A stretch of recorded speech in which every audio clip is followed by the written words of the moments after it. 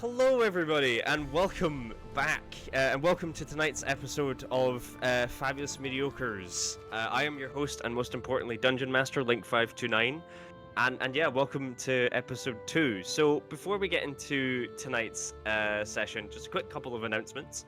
First of all, Crazy or I don't know isn't going to be here this evening because they are dealing with some stuff and unfortunately, Harold is having to take a temporary leave of absence from the campaign due to some personal reasons. Don't worry, they're doing okay. They're all fine. It's just that they need to go away and get a couple of bits and pieces sorted out.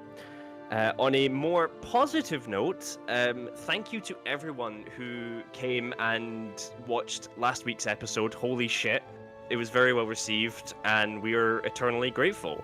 And last but not least, I believe Dai has an announcement about the YouTube. Dai?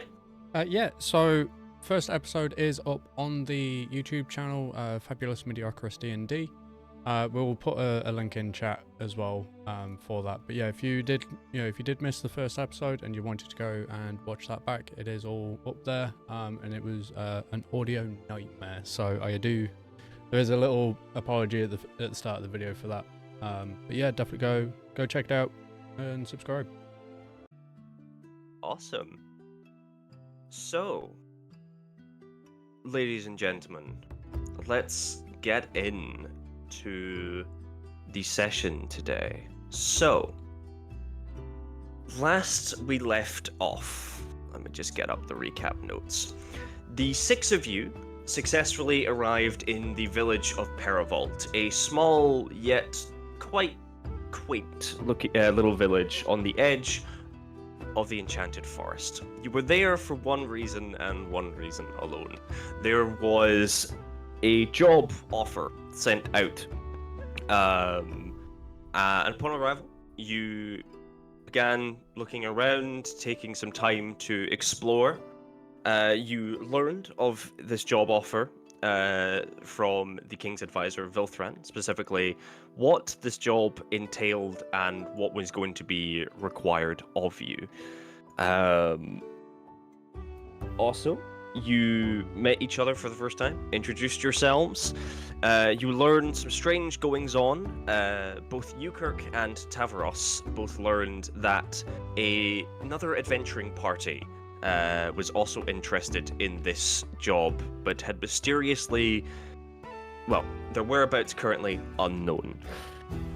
You also went and visited, to Ukirk and Azel went and visited a mysterious fortune teller to learn a little bit more about what was going on and to get a little bit more information on just general things. And also had quite a tense introduction or involvement with the mayor and his speech, whereas Tavaros proclaimed quite intensely that this festival and this hunt that's apparently going on here in this village is a bit dangerous for the unprepared. And as you all went to bed that evening, something strange happened with one of your companions, unbeknownst to you at this time. And as the day awakens, you find yourselves once again awoken with wonderful smells, a few noises of people talking about, having nice little conversations, and again some party games going on as you wake up on the second day. And with that, the day is yours, my friends. What would you like to do?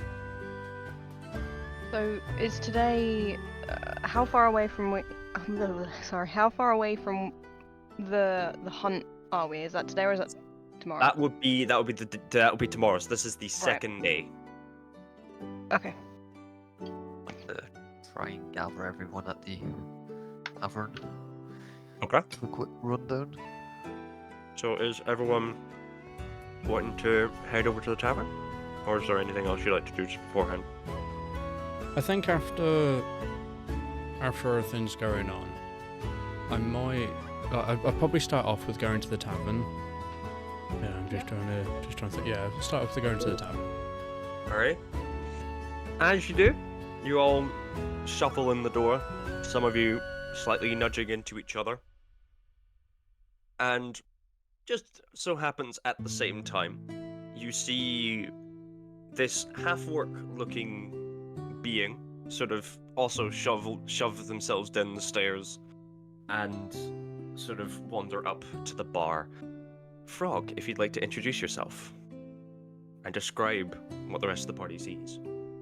I stumble up to the bar and slam my fist onto the bar and ask for service from the bar.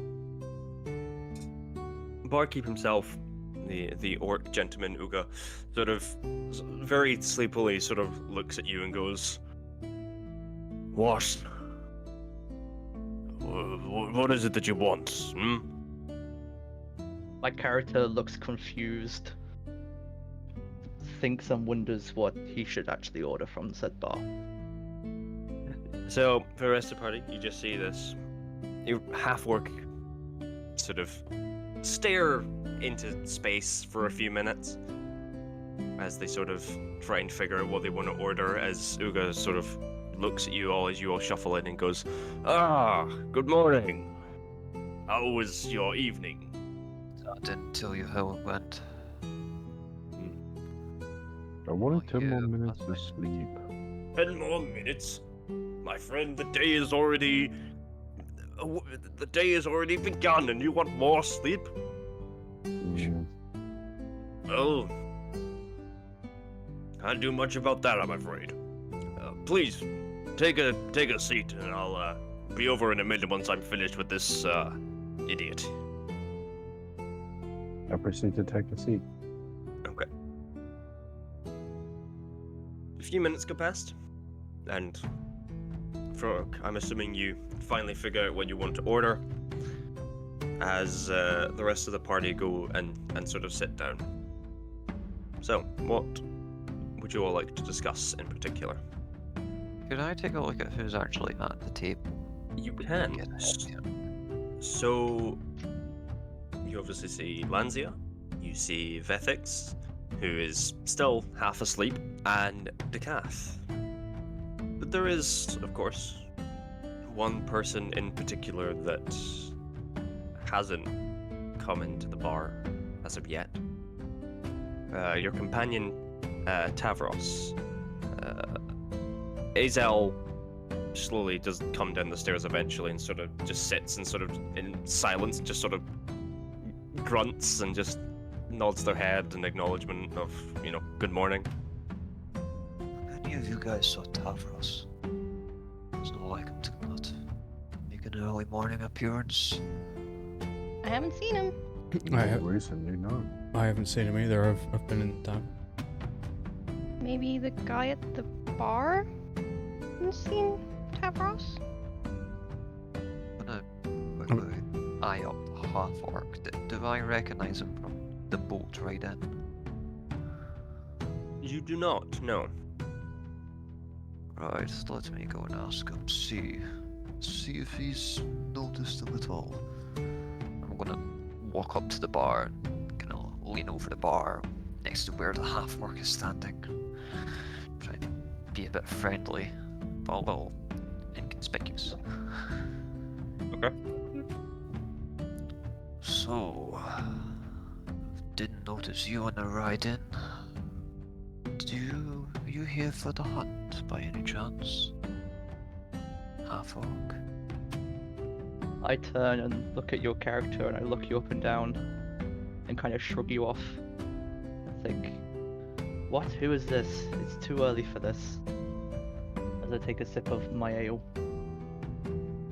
What's your name, pal? A lot of stuff happening here, and you look like you're new to this place, and considering everything that we just went through last night, it's best that we start talking. What's your name? My name is Susan. And yes, to answer your question, I am here for the hunt. Right, Susan. I'm gonna tell you this. that hunt isn't what you want it to be. You've probably been told that we're going to go out there and kill something, and it's going to be a wonderful time, I assume. Well, the deal is, the hunt isn't for the creature that's out there in the woods. The hunt is for you. Wherever the creature is out there, he's probably going to eat you alive. Don't want that, do you? I scoff at you, and I turn around and say, "You think they're going to eat me alive? Have you seen me? You don't know what I can do." True, I do not know what you like, not yet anyway. Uga sort of just pipes up and goes, "Well, if it's any consolation, from what I hear, werewolves aren't ones to be trifled with, but you look like you could hold your own. I suppose both of you look like you could hold your own. But, yeah. Certainly not for the faint-hearted, and if I'm gonna be honest, a lot of townsfolk around here aren't exactly, up to the challenge, as it were. Anyway, sorry, excuse me. I gotta get back to the kitchen. My chef didn't show up for work today. He's sort of, either he's sleeping in or, well, actually, now that I think of it, I don't actually think he came in. Excuse me. I gotta get, and he just sort of looks around and just scurries off into the back round into the kitchen. Could any of us at the table hear the barkeep saying? Yeah, probably. He's not speaking too quietly. He's sort of looking a bit flustered here and there. But yeah, no, you probably would have heard him. He is quite a loud gentleman. Okay. Perchance with my character now. Know what? Know how to cook. Probably. You've probably cooked here and there. Nothing, not to a gourmet level, but probably of the standard of a tavern. Okay. So I turn around to the tavern keeper and I go, well, if you need a chef for the time being, I don't mind assisting you in the kitchen. Oh, no, it's fine. I got it. I actually cooked. Well, before I owned the establishment, I did the cooking as well. But, yeah, I thank you understand for your... that, but you're gonna need someone to man the bar as well, right? Oh, nope, Make sure nope. with the- That's what I have Mal and Red for. They help with that. But I seriously appreciate it. Thank you. Sorry to hold you for a little bit longer, but do you want us to see if we can check in on your chef and make sure they're doing all right? You know what? Yeah, that'd be great. They're up in room. He sort of thinks for a second. Room 304. That's it. Take the stairs up, and then go along to the left. You'll see them. Thank you. No worries. Quickly goes back into the kitchen because he's sort of seen at the corner of his eye that something's beginning to smoke. Uh-oh. He just sort of goes, and you just hear from the background, just go, shit, and starts trying to douse the flames. So, Wondering Go on. if you saw someone come in from these parts this morning. I'm gonna assume you've been sitting in this bar all morning. Have you by any chance saw a tabaxi come through? Is this to Susan. Alright. Susan, have you by any chance saw a tabaxi come in this morning? I have not. Right, that's interesting. It's not like him. Right, probably should introduce myself before I speak anymore. My name's Yukirk. Haven't noticed I'm an Aaron Cochrane. Currently work with this group, and I quickly look back and nod my head towards the group sitting at the table. I'll probably sit there with a really enthusiastic wave. Sort of staring back at you, Susan, is just the most strange bunch of misfits and miscreants you've probably ever seen. As this wood elf just sort of waves at you, smiling. I stare back at them and just give them a slight nod, and just think, what is happening here? Why? What? I quickly, while Susan's eyeing up the group, can I quickly eye up Susan in terms of like what they're capable of, like what sort of weapons and whatnot they've got, see if they're Yeah. capable of this hunt. Yeah, sure. Susan, if you'd like to describe some of the weapons or just a general description of yourself. I have a maul on my back, and I'm wearing armor. So yeah, they look quite capable and seemingly they can definitely hold their own in a fight. I'm gonna just smirk a little bit as a sort of like understanding of the sort of stuff that we've got going on in the group. Say, Susan, why don't you take a seat over the table there? Get you introduced. I feel you're capable of helping with this hunt scenario. We'll give you the quick rundown of what we know, and we're planning on doing stuff rather quick. As you know, the hunt's tomorrow night, and from what we heard last night, it'll be a bloodshed if we don't stop people. You understand? I kind of grunt at the offer and then think about it for a second, and then I proceed to accept the offer to join them at the table. And Okay. I'll like chauffeur Susan over to the table. I'll just stand over Mm-hmm. everyone. It is at this point that you see Vilthram, the elderly gentleman that you met the night before, sort of come down the stairs with a suitcase in hand and sort of hand his room key back as he sort of looks over and sees you all sitting together. He sort of walks over and goes, "Ah, well, I see everyone is fairly acquainted." And he sort of looks around and goes, "Where's your tabaxi friend?" I was gonna ask you the same thing. Hmm. You not saw him. Oh no, not since this last night, I'm afraid. But I'm sure he's off somewhere. Most likely, I'm sure he'll turn up. Knowing him, he's probably already out there gathering information. Possibly. Oh, before I forget, here I have something for you all. Just as a, let's call it a thanks, I suppose. As he sort of places down on the table a small bag of 10 silver pieces. I know it's not much, but it should be something to, I suppose, get you all going. That's all I had left, unfortunately, and I'm not going to spend it anytime soon. But I hope that I hope that you succeed, and you make it to Oridon safely. Of course, but Vilfram, before you go, can I talk with you in private by any chance? Of course, my dear boy. Of course. Follow me, please. Over this way. As he takes you over to sort of a fairly private corner of the tavern, and sort of sits down in like a booth. While that's going on, what is everyone else doing? I'm probably gonna ask for the half orc's name. And just basically just kind of introduce myself. It's like, hi, I'm Dakath. I'm kind of just traveling with the others around the table. Just kind of excited to see where this leads us. Anyone doing anything else, or is that it? I guess, Oh. yeah, Lanzia will also introduce herself, say hi. Okay. Very well. While you're all introducing yourselves, come back to you, Kirk. So, my dear boy, what can I do for you?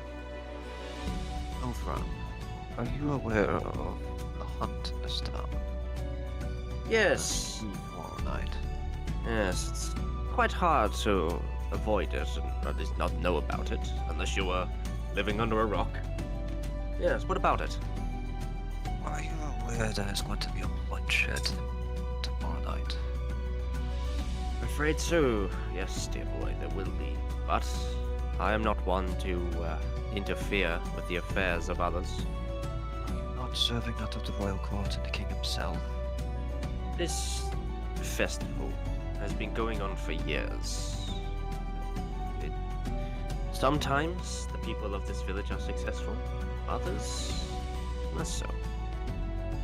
I think it's best to let things run their course, no matter how unfortunate they may be. But when I return, I will make sure to mention this to the king. Or perhaps on my way out, I will try and speak to the mayor, but he can be quite stubborn in his old age. Oh, stubborn isn't the word I'm looking for. He was willing to send the innocents out as sacrificial lambs, from what he was saying last night to us. Then he magically disappeared before he could be prosecuted, should we say.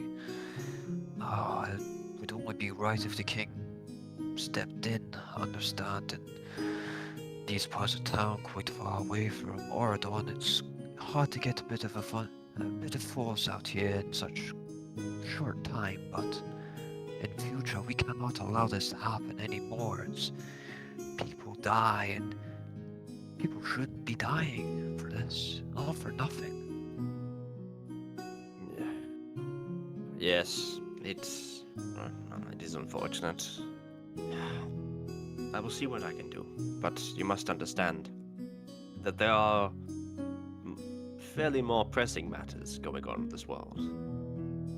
I understand that, but everyone has a problem. Even if it's a small one, it must be dealt with, and the death of an innocent at no point is ever a small issue. Can I have your word that this will be discussed with the king? And I will bring it up myself when I step foot in Oradon again. I swear, I will do my best. The king will know of this. You know, for someone as young as yourself, you're quite wise. Spent a long time on your streets. You either grow up quickly on those streets or you die young. Indeed. You will make I think you'd make a fine advisor one day. Anyway, before I go, one more thing. He pulls out a small scroll. Here. When you get to Oradon, give that to the king. They'll point you in the right direction. Good luck. So meet you with the king. Yes. Don't worry. He will. Anyway. Be good to meet you again. Likewise, my friend. Good luck. He sort of picks up his suitcases, wanders on out. Once he's wandered out, can I quickly kind of read the scroll to see what it is? Yeah. So, unraveling it, it reads, I hereby request that the owner of this document be trained as a royal advisor under Vilthran. And it is signed by him himself. Right, I'll keep that. I'm gonna keep it somewhere safe in the backpacks and everything I've got. Okay. So, heading back to the table, as regrouping, as everyone sort of introduced themselves. As I said, the day is yours. It's probably just coming up to proper morning this time. But yeah, the day is yours to do as you please. Ask around. I'm going to ask Landia if she's going to go up and check on the chef. Yeah, I'm gonna go up in a second. Does anyone want to come with me, or are we gonna divide and go up and do our own things? I'll come up with you just in case. After yesterday, I'm a little bit on edge, especially with that hooded figure around as well. Yeah, that's a good point. Thank you. Anyone else going up?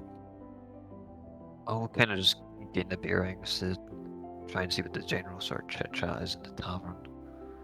Okay. So I'm gonna stay seated at the table, finishing off my ale. Okay. I'm gonna head off to do some trading. Gonna have to do some trading? Okay, let me just write this down. So, going upstairs. And of ethics is doing some trading. Okay. Alrighty then. So, as Lanzia and Decath sort of stand up, trundle up the stairs, they go along, and as you sort of reach the room that you were pointed in the direction to, you notice that is actually slightly open, with a few scratch marks down the front of the wall, the door itself. Well, that can't be good. And she's gonna push the door open. As you push it open, you see scratch marks all over the wall, pools of blood over the floor.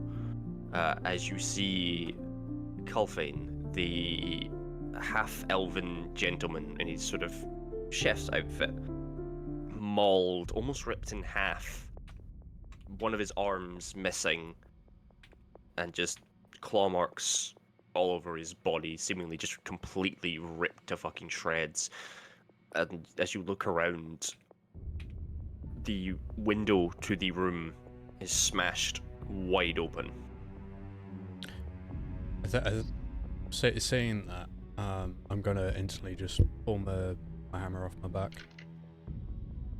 Okay. And just kind of be ready, just in case. Okay. Lancia, what are you doing? Can I check and see if he's got anything on his body? Real Yeah. quick. Just like any, I'm looking specifically for any indicators of Yeah. like notes or stuff like that. So whilst Lanzi is searching the body, I'm just gonna be stood in the door, just Watching? yeah, just keeping an eye out. So, as you sort of begin sort of looking around on his person, you don't find much on him. You do find probably the odd note that's just like a cooking recipe or something, which is obviously just stained with blood. But other than that, there's not much. Anything else has either been ripped in half or is covered in blood beyond legibility. Okay, that makes sense. So Lanzia is gonna say to Kath, well, I think we should probably tell the others about this. This is not good. I'm not sure who the authorities are around here, or if they, well, after yesterday, if they'd even care. But we should probably let the tavern owner know that his chef's not gonna be showing up. Yeah, definitely. Okay. In that case, do you want to tell the tavern owner, and I'll go and tell the others? Yeah, sure thing. Brilliant. I'm gonna make sure the door is closed behind us Okay. this time. Okay. You know. Yeah. As you try and close the door, it sort of doesn't close properly. As you look up, one of the hinges has slightly been bashed inwards. It's sort of like hanging off. But so you close it as best as you physically can. Mhm. Heading back downstairs. You were going to go, Lancey, it was you that was going to go tell the barkeep, yeah? Yes. Okay. So walking up to the bar, you sort of see Uga sort of, wiping down stuff, cleaning some glasses, and he sort of looks up and goes, is the lazy bastard coming down, or is he, passed out? Actually, I think there's been some form of, accident. He's, it's not good up there. Well, I'm not gonna sugarcoat this. He's dead. I'm sorry, he's what? I'm pretty sure he's, and she kind of looks around, make sure that, she's not saying this too loudly, but I think he's been attacked and he's dead. I'm so sorry. The smile that was on his face immediately drops as he sort of slumps down into a stool. Dead? Shit. I mean, how? I'm not sure exactly, but there was a lot of scratches and a lot of a lot of blood. Well, thank you for telling me. Do you know? If you don't mind, I think I'm gonna I'm gonna have to close the tavern for today. Okay. That's reasonable. He stands up and goes, "Excuse me, sorry to disturb everyone, but there's been a incident. I'm going to have to close business for today. If you could all quickly finish your drinks and get out, hopefully we should be open later this evening. Thank you." And he walks back into the kitchen. Okay. Lanzy's gonna walk over to the rest of the group then.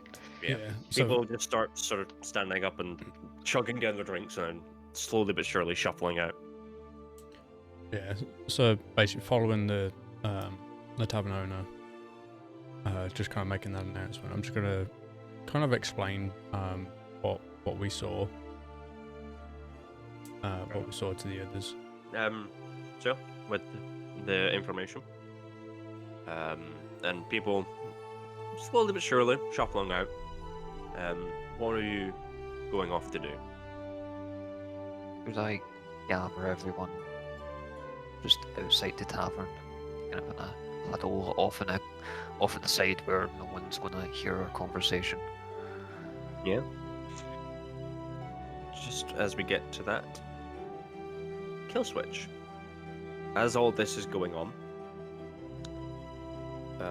where are you heading first to go off and do your trading?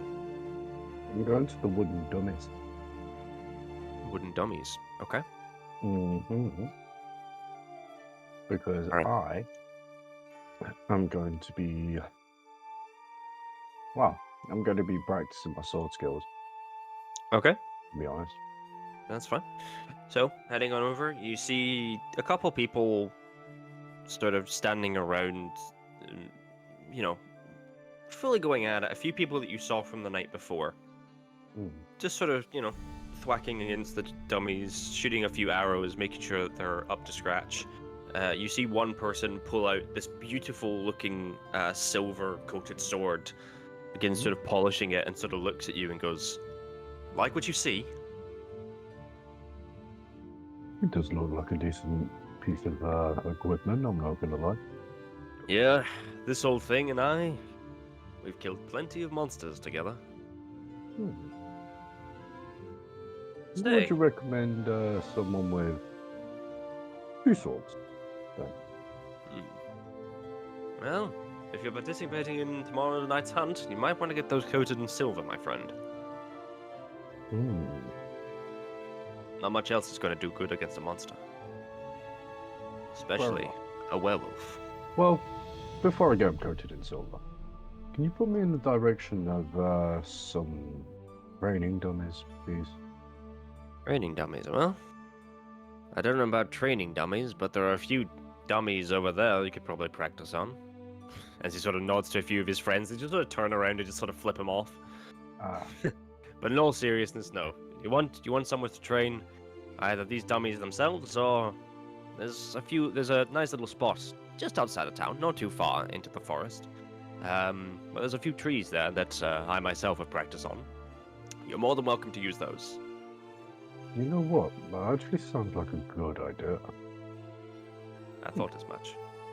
Well, Can you give me the I proceed to pull out a map and go, could you point in the rough location of where it's going to be? where what's going to be, sorry? The location of the trees.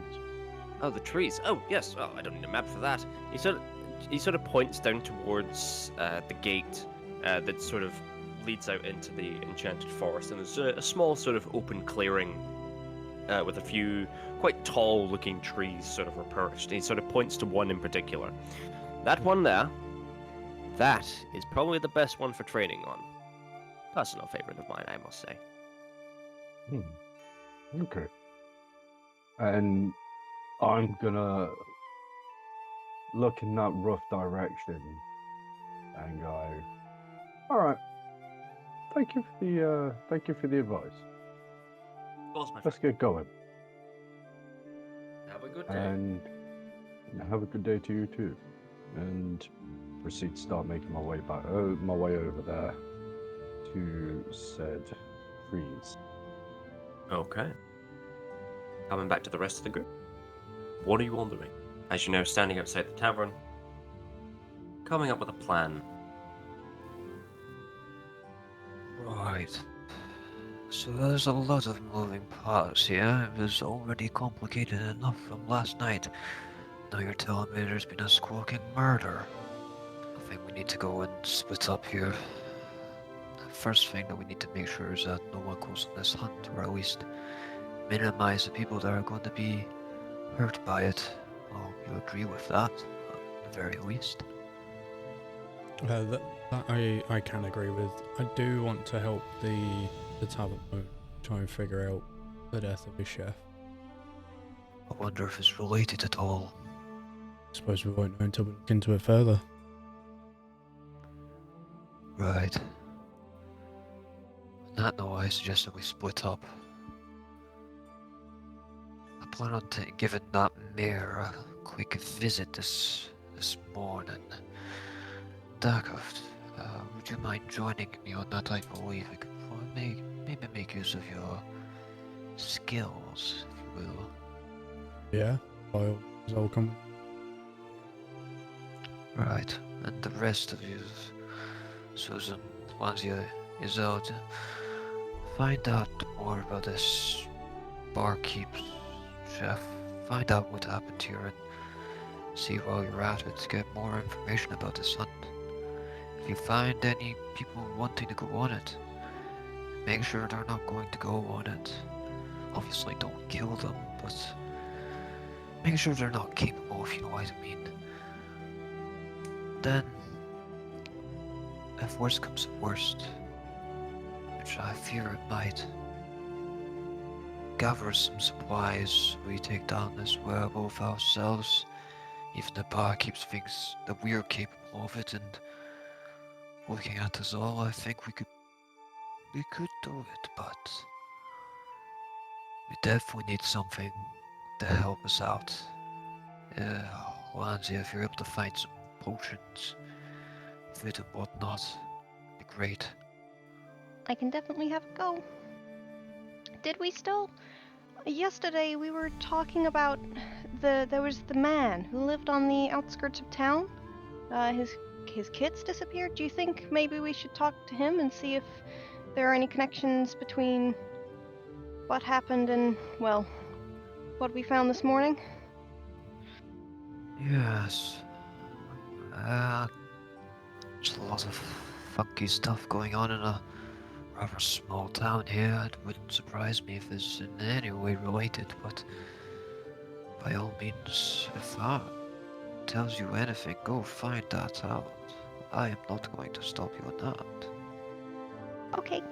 I'm also gonna turn to Susan and ask if he's to help out. So, just very quickly then. So, Daketh and Ukirk are going to Mayor. Lanzia, where were you saying you were going, sorry? So the first thing that we were gonna look at was see if we could get any information on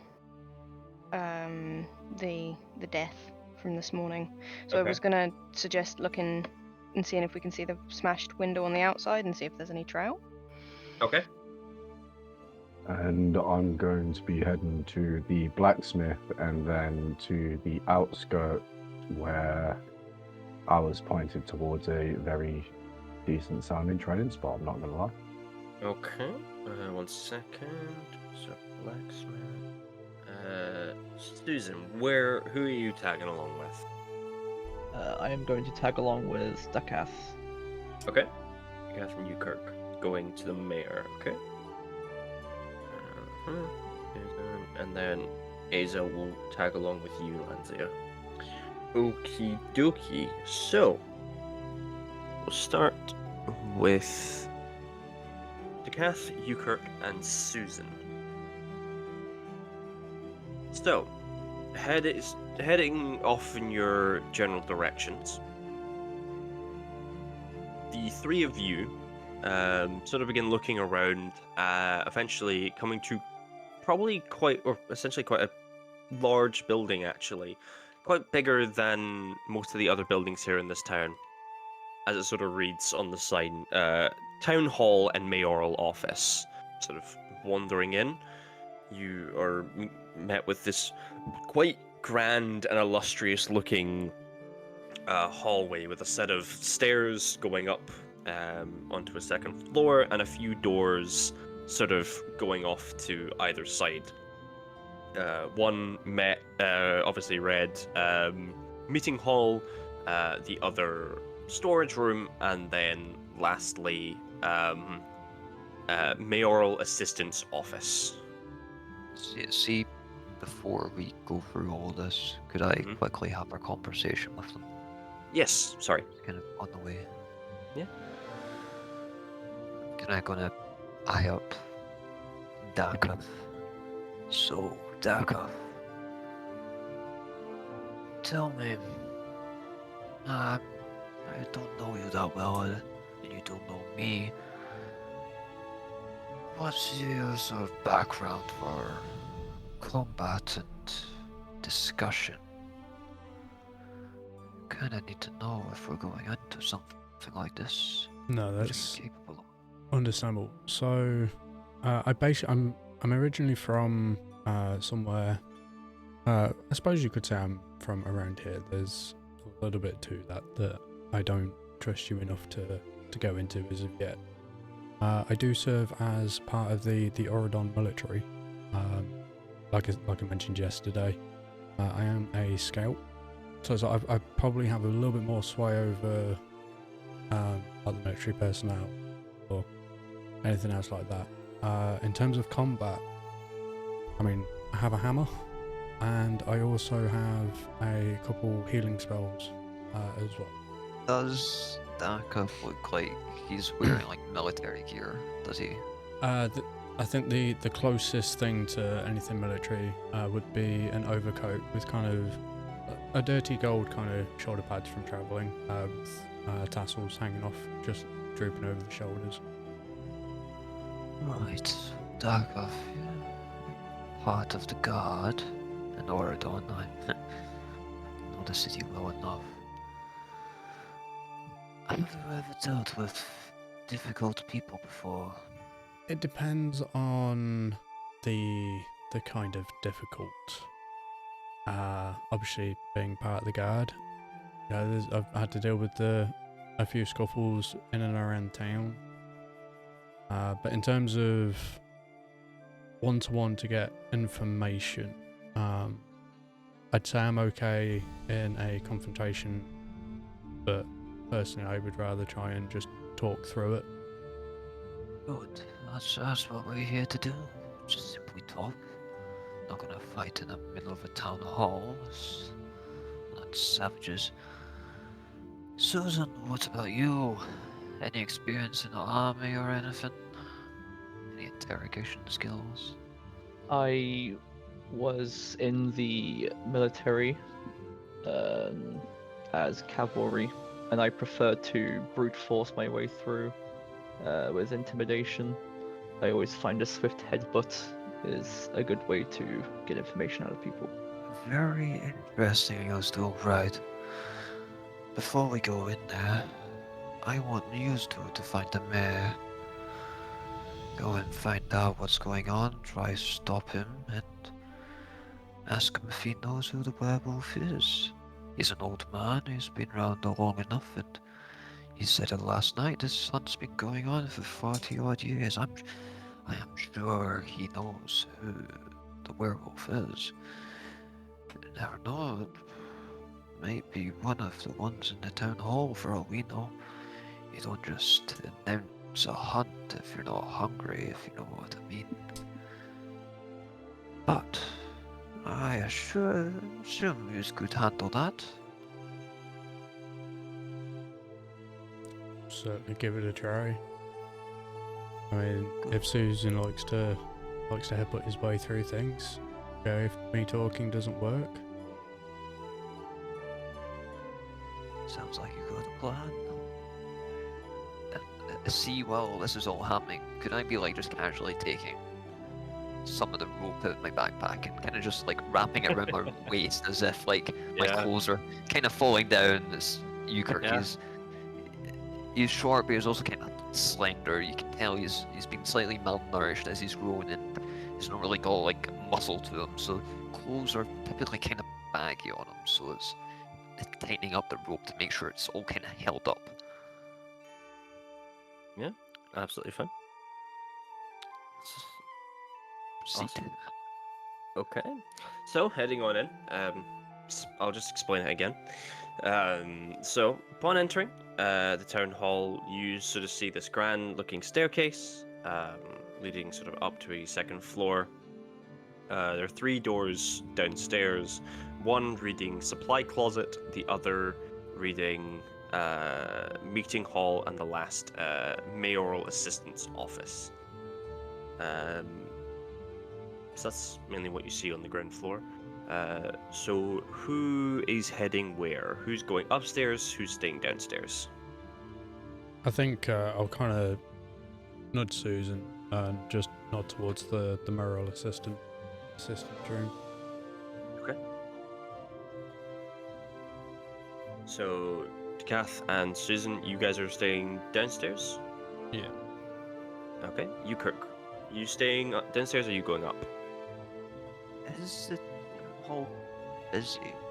Like, what sort of people are there? It's bar you 3. It's quite quiet, yeah. You're the only 3 that's sort of in there. Everyone else is either off in the village partying, participating in party games and whatnot. You do sort of see that someone comes out of the supply closet with like a mop and a brush, or a mop and bucket, and just sort of looks at you and goes, "Morning," and just starts sort of washing the floors. Morning. Sorry to bother you. Have you by any chance saw the mayor or his assistant this morning? Quick word if you don't mind. Yeah, mayor's probably up in his office. His assistant, same thing. Nobody tells me nothing. Just gets back to sweeping and washing the floors. So I proceed to just kind of like look about the halls and kind of gauge where the others are going, because you are going into the assistant's office, yeah? Yeah. Okay. Yeah, I'm kind of gonna walk about. Looking for anything in particular? Just kind of seeing if there's anyone kicking about the halls or if there's anything suspicious. Okay. So, poking your head into the meeting hall, quite a few chairs laid out with a podium at the end, sort of on a raised platform. Again, no one really in there. All quite quiet. And just sort of looking around upstairs, sort of peeking your head round, looking up past some of the banisters. Again, no one really moving around other than the 3 of you and the janitor. You are essentially alone. Like to look for the assistant. Quickly follow along to the assistant's office, but Okay. that's what I'm looking for. Yeah, that's fine. So, 3 of you sort of making your way over to the assistant's office. On the sort of plaque on the door, it just sort of reads mayoral assistant Barnabas. The writing on the plaque is actually quite nice. And as you sort of knock on the door, to which quite sheepishly just come in. Sort of bits of paper sort of being shuffled around and noise sort of going on from inside. Whilst you, Kirk, and Susan gonna go there, I'm just gonna say to him very quickly, says, I'll be with you in a moment. I just want to ask the janitor something real quickly. Okay. So at that point, I'm just kind of gonna quickly walk over to the janitor and ask, is the town hall? I know there's the festival going on, but is the town hall usually this quiet, or is it kind of eerily quiet at the moment? Normally there's people in here if they've got meetings with the mayor, but today, no, not really. I mean, when there's town meetings, it's quite busy, a lot of mess. But when there's not any meeting, is that usually people just kind of walking around and? Now that you mention it, yeah, it should be. No one else is coming to work today. Weird. Anyway, so it gets back to sweeping. Yeah, thank you for answering my question. And then I'll kind of just go into. I'm not going to go into the room. I'm going to obviously leave the door open, but I'm just going to kind of like stand half and half. Yeah. So as Barnabas sort of shouts, "Come in! Who's going in?" Okay, can I just quickly put my head in? Yeah, of course. You sort of see him quite busy, sort of writing a few things down, and sort of looks up and double takes and goes, "Oh shit!" As he realizes you, as he at least recognizes you, Kirk. Hi.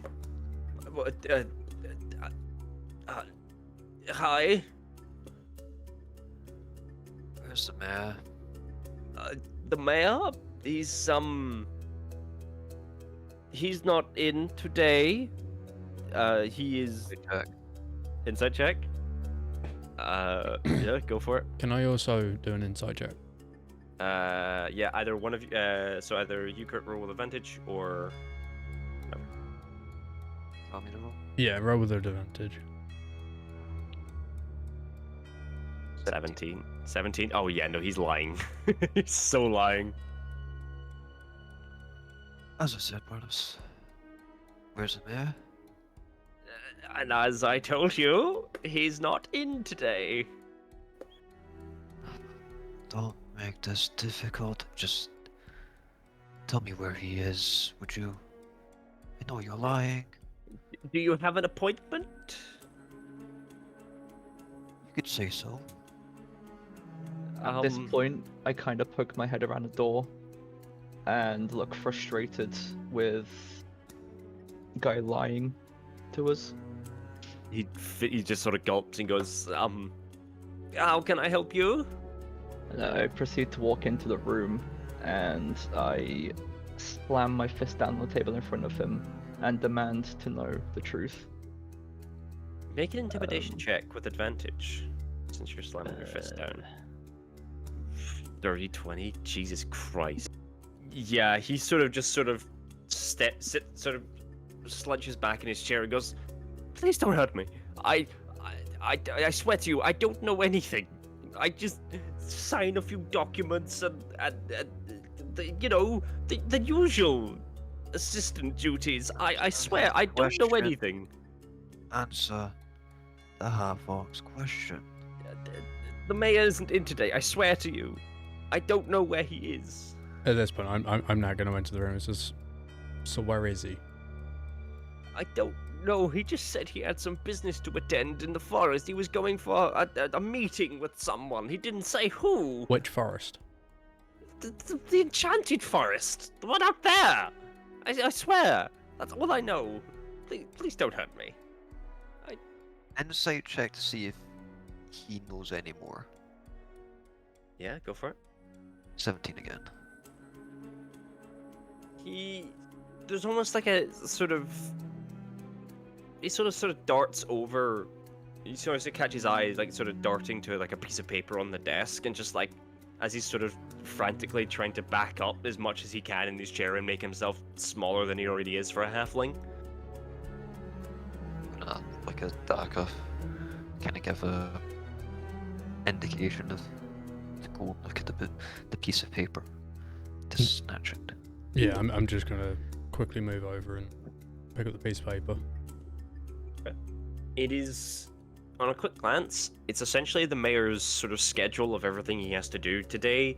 A few, sort of it's mainly festival duties, making sure everything's sort of running smoothly, that people are having a good time, sort of making public appearances, and sort of roughly around seemingly an afternoon,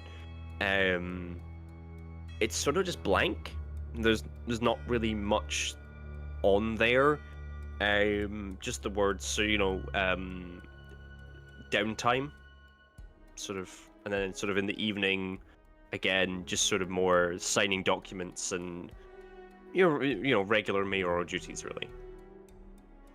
Okay, do I notice if it's kind of written quickly or like in a rush type thing? No, it's written quite neatly actually, as if this is sort of was written So it's a taking few their time days with ago. Yeah, they've definitely taken their time with it. It's sort of quite neat, very readable, and you know, everything is in order. Yeah, so I'm gonna basically just look at Barnabas and basically just kind of hold the paper up, point to it. This is a what does this mean with downtime? Do you know where he goes during this point? I don't ask questions. I every time I do, I sort of get met with a shut up or I'll kill you. Sometimes. Look, the mayor. The mayor isn't himself these days. So the mayor threatens you? Well, sometimes he, not. Well, recently, yes. Before he never has. How It's like he's roughly how changed. long ago? Like when you say before, like how long has he been threatening you? Like if you bring up what he's doing. A few days ago, before the festival. Okay. I don't know. He had a meeting one day with a strange person. I don't know. Can you point me to his office? Of course, up the stairs and the first door on your right. Thank you. Can't miss it.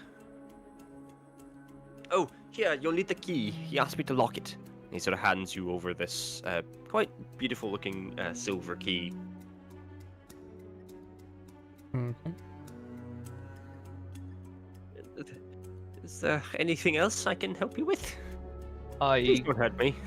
kind of take a step towards him He whimpers. and I ask him how long ago, or does he know what time, the mayor went to meet the person in the forest. He sort of looks at it as sort of a timepiece on his desk, and probably about 5-10 minutes ago.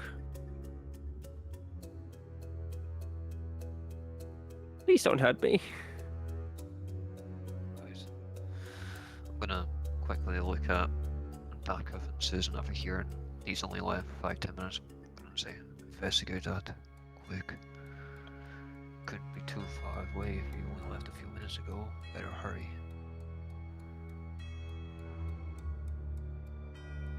Yeah. So you wanted me to go into the into the mayor's Yeah, office, or yeah. are you gonna go? I'll stay here. Okay. So yeah, I'll just kind of take basically just kind of nod Susan. All right. You should come with me for this, just in case. I agree nod in to- approval. I agreed to come and join you and say, someone's got to stop you getting yourself killed. I'm not going to budge. Yeah. I'm gonna stand. I'm just gonna pass the note and the key to you, Kirk, as well. Oh, take the key. Take the key. You're the one going to the office. Who's going to? So wait, sorry. Who's going to the office, and then who's going to try and find the mayor? I'm staying in this office. Kirk is staying in the assistant mayor's office. Yeah. All right. So in that case, I'll go to the mayor's office. I will go and join the cast, go into the mayor's office. Okay. So both of you sort of, so one of you snatches the key, and sort of trundles upstairs, and easily finds the door sort of marked with the mayor's name. So Mayor Mattis Tombus III, sort of a full name, and just Mayor of Perravlt. Much fancier looking plaque and door this time. So slotting the key in, clicks open. As you sort of push the door open, fairly similar to Barnabas's office, except much grander. Bookcases along either side, sort of reaching quite high up, and this sort of long-standing oak desk. With sort of files neatly organized, and sort of a quite nice red leather-bound book sort of sitting on his desk with the initials MT on it. Other than that, you don't really see much else at a first glance. Okay, can I do an investigation check just to see if Go there's for it. anything that looks out of place? Yeah, go for it. Susan, are you assisting with that, or I kind of just just keeping guard? stand in the doorway and keep guard. okay? So just roll a straight Yeah. investigation, no advantage. 4, 5. 4, 5. Giving it a quick glance over, you don't see anything out of the ordinary. Nothing really stands out to you. As far as you can tell, it's just a plain old office. Okay, I'm gonna go up to the desk and just start see if there's anything, any notes or anything like that in the paperwork. Sure. Maybe check Looking if there's through- a calendar as well. Yeah. Looking through the notes, it all just sort of seems to be funds and accounts. Everything on them seems quite normal.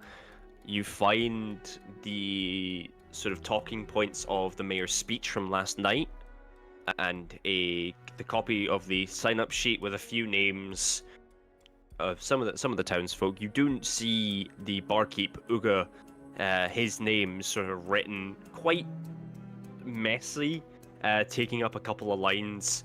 You also see sort of the name of one of the barmaids, Red. You see her name sort of signed up.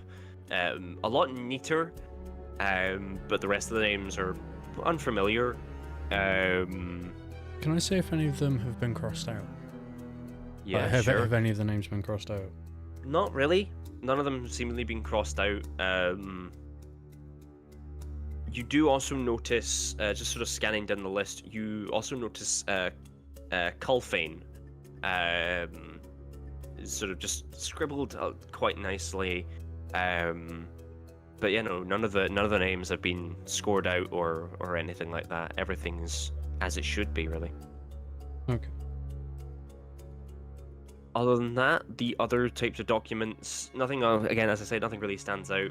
There isn't really any calendar. There is sort of a quite nice sort of small-looking clock that's just slowly ticking around, sort of sitting around, probably early afternoon at this point. Okay. That's Can all. I walk up to the desk, rummage through it, and do an investigation check to see if there's any hidden compartments or anything? Yeah, go for it. Roll investigation. At this point, I'm just kind of checking around the rest of the room, like bookcases Yeah, or sure. anything else like that. 4. Rummaging through the desk, you don't really find. You sort of start patting down some of the drawers, moving some of the notes and folders out, sort of throwing them aimlessly. But no seemingly hidden compartments you can find in his desk. But yeah, that's about it. What were you also looking for? Sorry, Di? So I'm just looking around like any bookcases that are in the room. Yeah. Just kind of give me a seeing, like Yeah. pulling it like every pulling the book every so often, just see if anything happens. Yeah, running your hand across, pulling a few books. You don't really know hidden switches or anything as far as you can see. Some of the titles on the books look quite ordinary and whatnot. A few seeming dictionaries, a few sort of novels, really. One or two sort of one book that kind of looks interesting is a guide to the spirit realm. But other than that, nothing really sort of standing out. Yeah, that's about it, really. I'm just gonna kind of flick through the book, Guide to the Spirit Realm. Okay. Flicking through the pages, it has quite fairly well drawn maps of the spirit realm itself, different sort of areas. Flicking through it, you also seem to get pictures of different types of spirits. A few stand out to you. The spirit of knowledge. This, the drawing of it is this sort of tall, standing owl that sort of almost staring quite intently information about it, seemingly sort of brief description, basically, reading the spirit is probably the most wisest and noblest of all spirits. However, despite its well-mannered nature, it is deadly and is a threat. Do not engage. Flicking through again, you see sort of quite strange-looking creatures, almost like mix and matches of different animals sort of crammed together.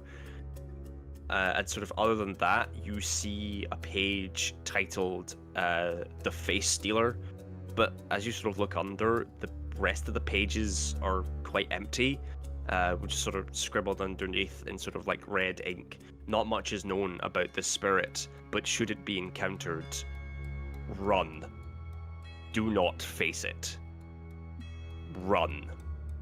Other than that, the book sort of just has a few more maps. And I Used a bit of information here and there. Yeah, I'm gonna put the book in my bag Okay. just for later. Bit of light reading. Yeah, because yeah.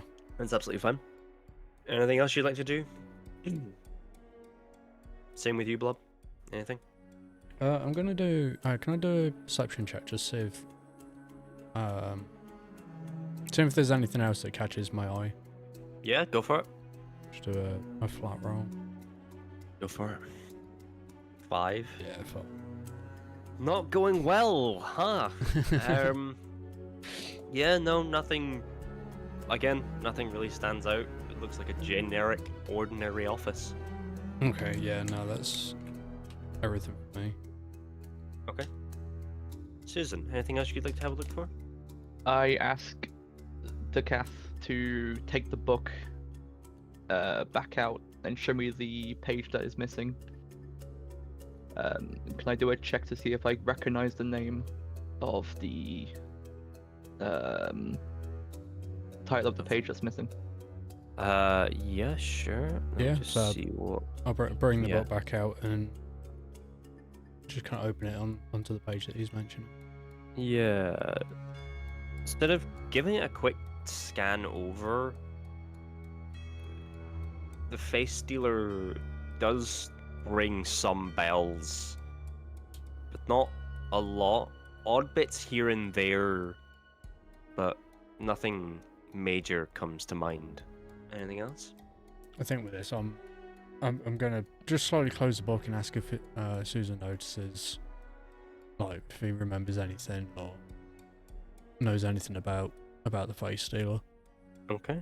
So, if there's nothing else that you guys would like to have a look for or try and investigate for, we shall move. Yeah, no, it's everything. Susan, anything else you want to have a look for? Or are you all Nope. good? I'm All good? Okay. You, Kirk, is there anything else you are doing while downstairs in particular? I see once Dakif and Susan have left the room, I'm going to immediately turn back to Barnabas. He's sort of calmed down a little bit, but still quite tense. I'm going to keep the sort of intensity kind of linger in the room. Look, I've told you everything I know. Please. I'm sure you have, but I can't help but ask a little more of you. First thing, how the hell do you let him get away with murdering so many? It wasn't about murder in the first place. Originally, it wasn't even a real werewolf. He was just a volunteer in a mask. That was it.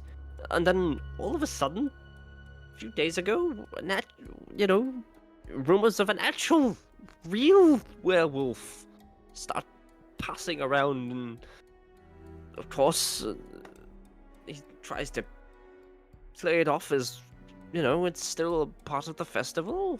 It's not real, but then people start going missing and going off into the forest to try and find this thing and come out either bloodied or, well, dead. You're telling me that the past years you've had this hunt, it's all just been fun and games, yet now there's a real threat and you're putting people's lives at risk. We're trying to keep the. We don't want people to panic. That's all.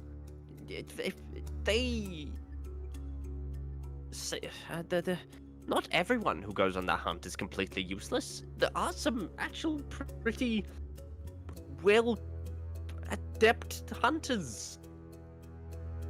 Oh, yes. You know? Please tell me their names. Well, there's one, but I mean, Go you've on. the barkeep. He's on that list. He's The- busy dealing with other things. That barkeep, you know, his chef was just killed. He's a little preoccupied. He sort of looks at you, as you mentioned that Colfane has died. He sort of looks at you with sort of genuine shock.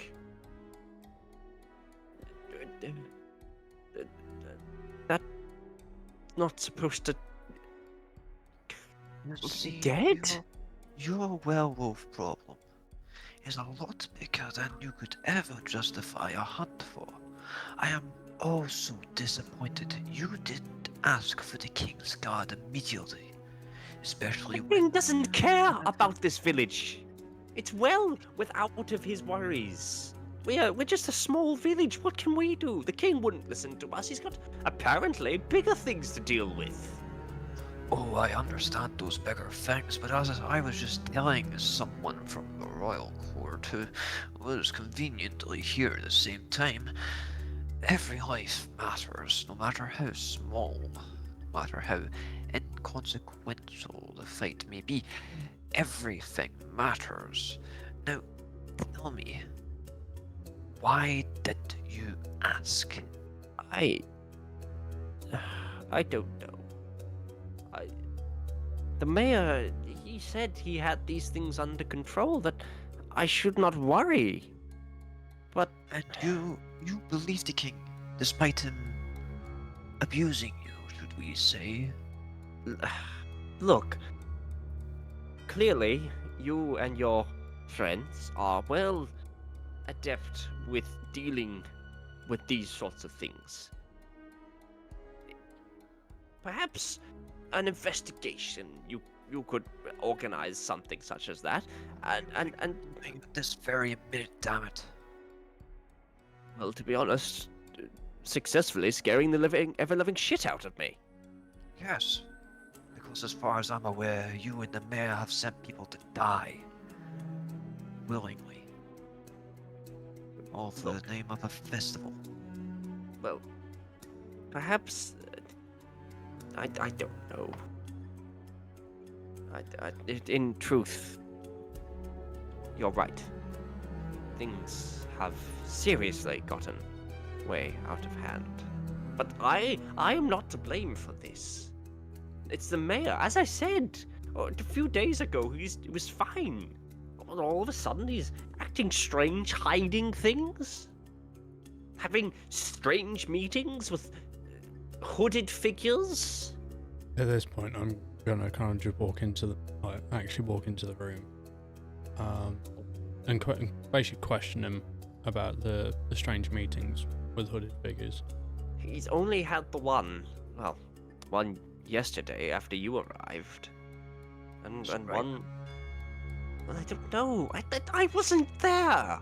Bribe him, damn it, this is an investigation. It was hooded. I didn't see his face, but he knew something. I don't know. I wasn't there. The mayor was speaking to him up in his office alone. How long was this meeting for? You're his assistant, you should know that at least. An hour, maybe less. I'm gonna look at Dakov. Might have been the one we saw last night, and the one that the barkeep mentioned of. I mean, possibly I asked the blacksmith yesterday to see if anybody, a hooded figure had been in, and they basically no one's been in, no one wearing a hood anyway. But as we know, obviously hoods can be up or down. So At this point, I barge into the room and I ask him how long ago these meetings with the hooded figure started. 2-3 days ago, before you all arrived. Was this when he became a bit funny with you, should we say? Yes, exactly. Actually, come to think of it, your Tabaxi friend, I noticed him talking to someone as I was out, but Speak. I don't know. I didn't see much. I didn't really give it much of a When? thought. Where?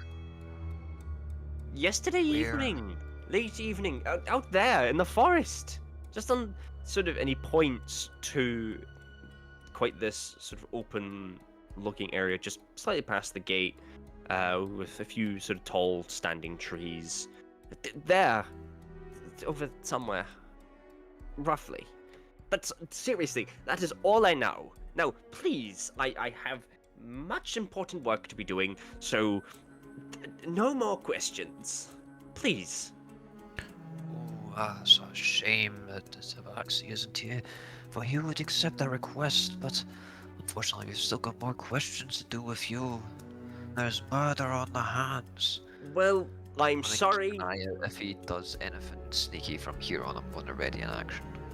Okay. Well, I'm sorry, but I will have no more of this. And he sort of stands up and sort of turns around and looks, and Misty steps just. No. I Okay. cast silence.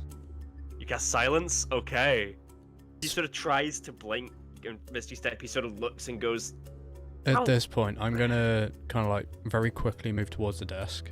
I'm also going to untie the rope from my waist, and I'm going to hand it towards Dakov, kind of giving him a nod of he knows what to do, like kind of tie him up. Yeah. Okay. Yeah. So at the same time, I'm gonna basically rush towards the desk. But whilst I'm tying him up, I'm basically just gonna say to him, "Is there any movements that seem out of the ordinary from the mayor?" And speak unfortunately during silence. Yeah, he can't say a word. That's fine. No one can say This anything. No one can say anything. The complete room is just in silence, so you're just mouthing right, words. okay. And he's just sort of looking at you going, the fuck? Okay. In that case, I'll just proceed to tie him up. He's sort of standing there or sitting there trying to move and break free of his bonds as he sort of just stares intently. I'm going to like lean down at him and kind of like see if he's kind of gagged up as well. Yeah, he's just sort of sitting there trying to move. Make sure all the ropes are kind of tied up correctly. Make sure they're all tight. Okay. But he is bound to his chair. He's not going anywhere. Right. Is there any like curtains or anything on the window? No, there are not. Is there like any furniture?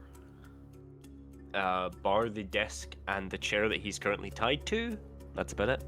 I am going to drop silence, but bear in mind with him being tied up, he cannot cast spells with somatic. Got it. Yep. Barnabas, after you done that same thing last night, did you really think I would fall for it again? You're gonna start talking, little being. Got that? Sort of just looks at you, just doesn't answer. You're in too deep on this. Your refusal to answer these questions shows that you're complacent against the murder of the people. And I've already spoken to the court about this, and the king is gonna have good, mighty fine things to say about this. He's not gonna be happy, and if you're complacent, I'm sure the jail is gonna be the least of your concerns. So, you're gonna tell me everything you know about what's happened over the past couple of days. Every little detail. A hooded figure when he came in, when he came out.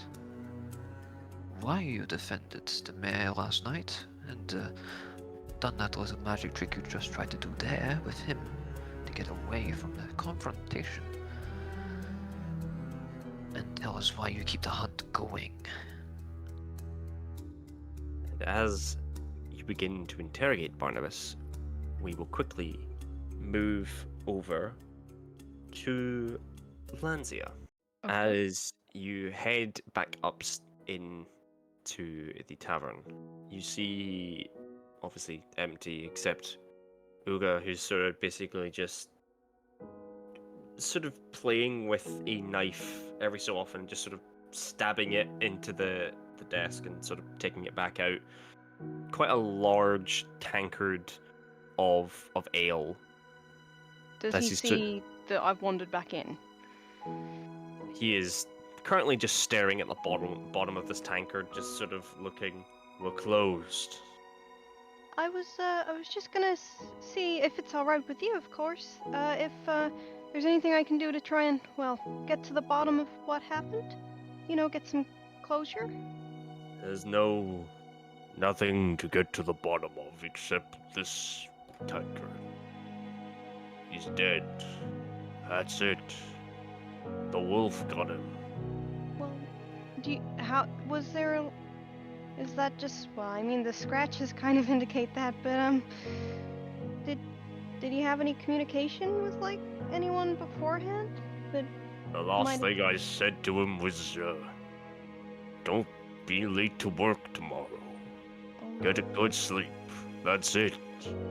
And he sort of looked at me and shook his head like he always does. Did. Had done. I'm sorry. No, you don't need to be. It was this damn hunt every goddamn year. He and I always took part in it. Now, it's just gonna be me. I mean, me and my new friends are gonna try and hunt down this thing. Maybe you should stay here and make sure no one else gets hurt in town. No, I'm going out there. Tomorrow night, I am going out and I am finding that son of a bitch of a wolf. It'll die by my hand, and mine alone. Oh, I was gonna say safety in numbers and all that, but if you're sure set on making your own path. At this point, he sort of just downs the tankard and sort of, as he finishes it, just sort of throws it to one side, stands up, sort of towering over, and from sort of behind the bar, pulls out this huge-looking great axe. This one's for you, Colfrane. He sort of slumps it over his shoulder and sort of pushes the door to the tavern open and sort of walks out. Yeah, I'm not gonna be able to stop that one. You can certainly try. Yeah, no. Okay, well, if he's buggered off, I can go and check the room upstairs, yeah? Yeah. Okay. So I'd like to make my way upstairs back to that room and see if there's any kind of, my idea is to look out the window and see if there's any, like, trail that Okay. might lead somewhere. Obviously, I'm not gonna, like, jump out the window or anything, but just take a look. You're more than welcome to if you want. Well, no, So, not jumping. yeah. So yeah, heading back up. Colfane's body hasn't been moved. Okay. It's still just sort of sitting there, lying there in the center of the room. Can I, like, is there a blanket that I can put over him or something out of, like, respect? You sort of looking over to the bed. There is a blanket that hasn't been torn. Yeah. You sort of just pick that up and just sort of throw that over him. It is sort of like quite a white. It's sort of a light-colored blanket, so blood just starts to slightly seep through, but it's fine. And yeah, sort of looking around, you sort of look at the window and sort of poke your head down and obviously being careful to avoid any broken glass. Mhm.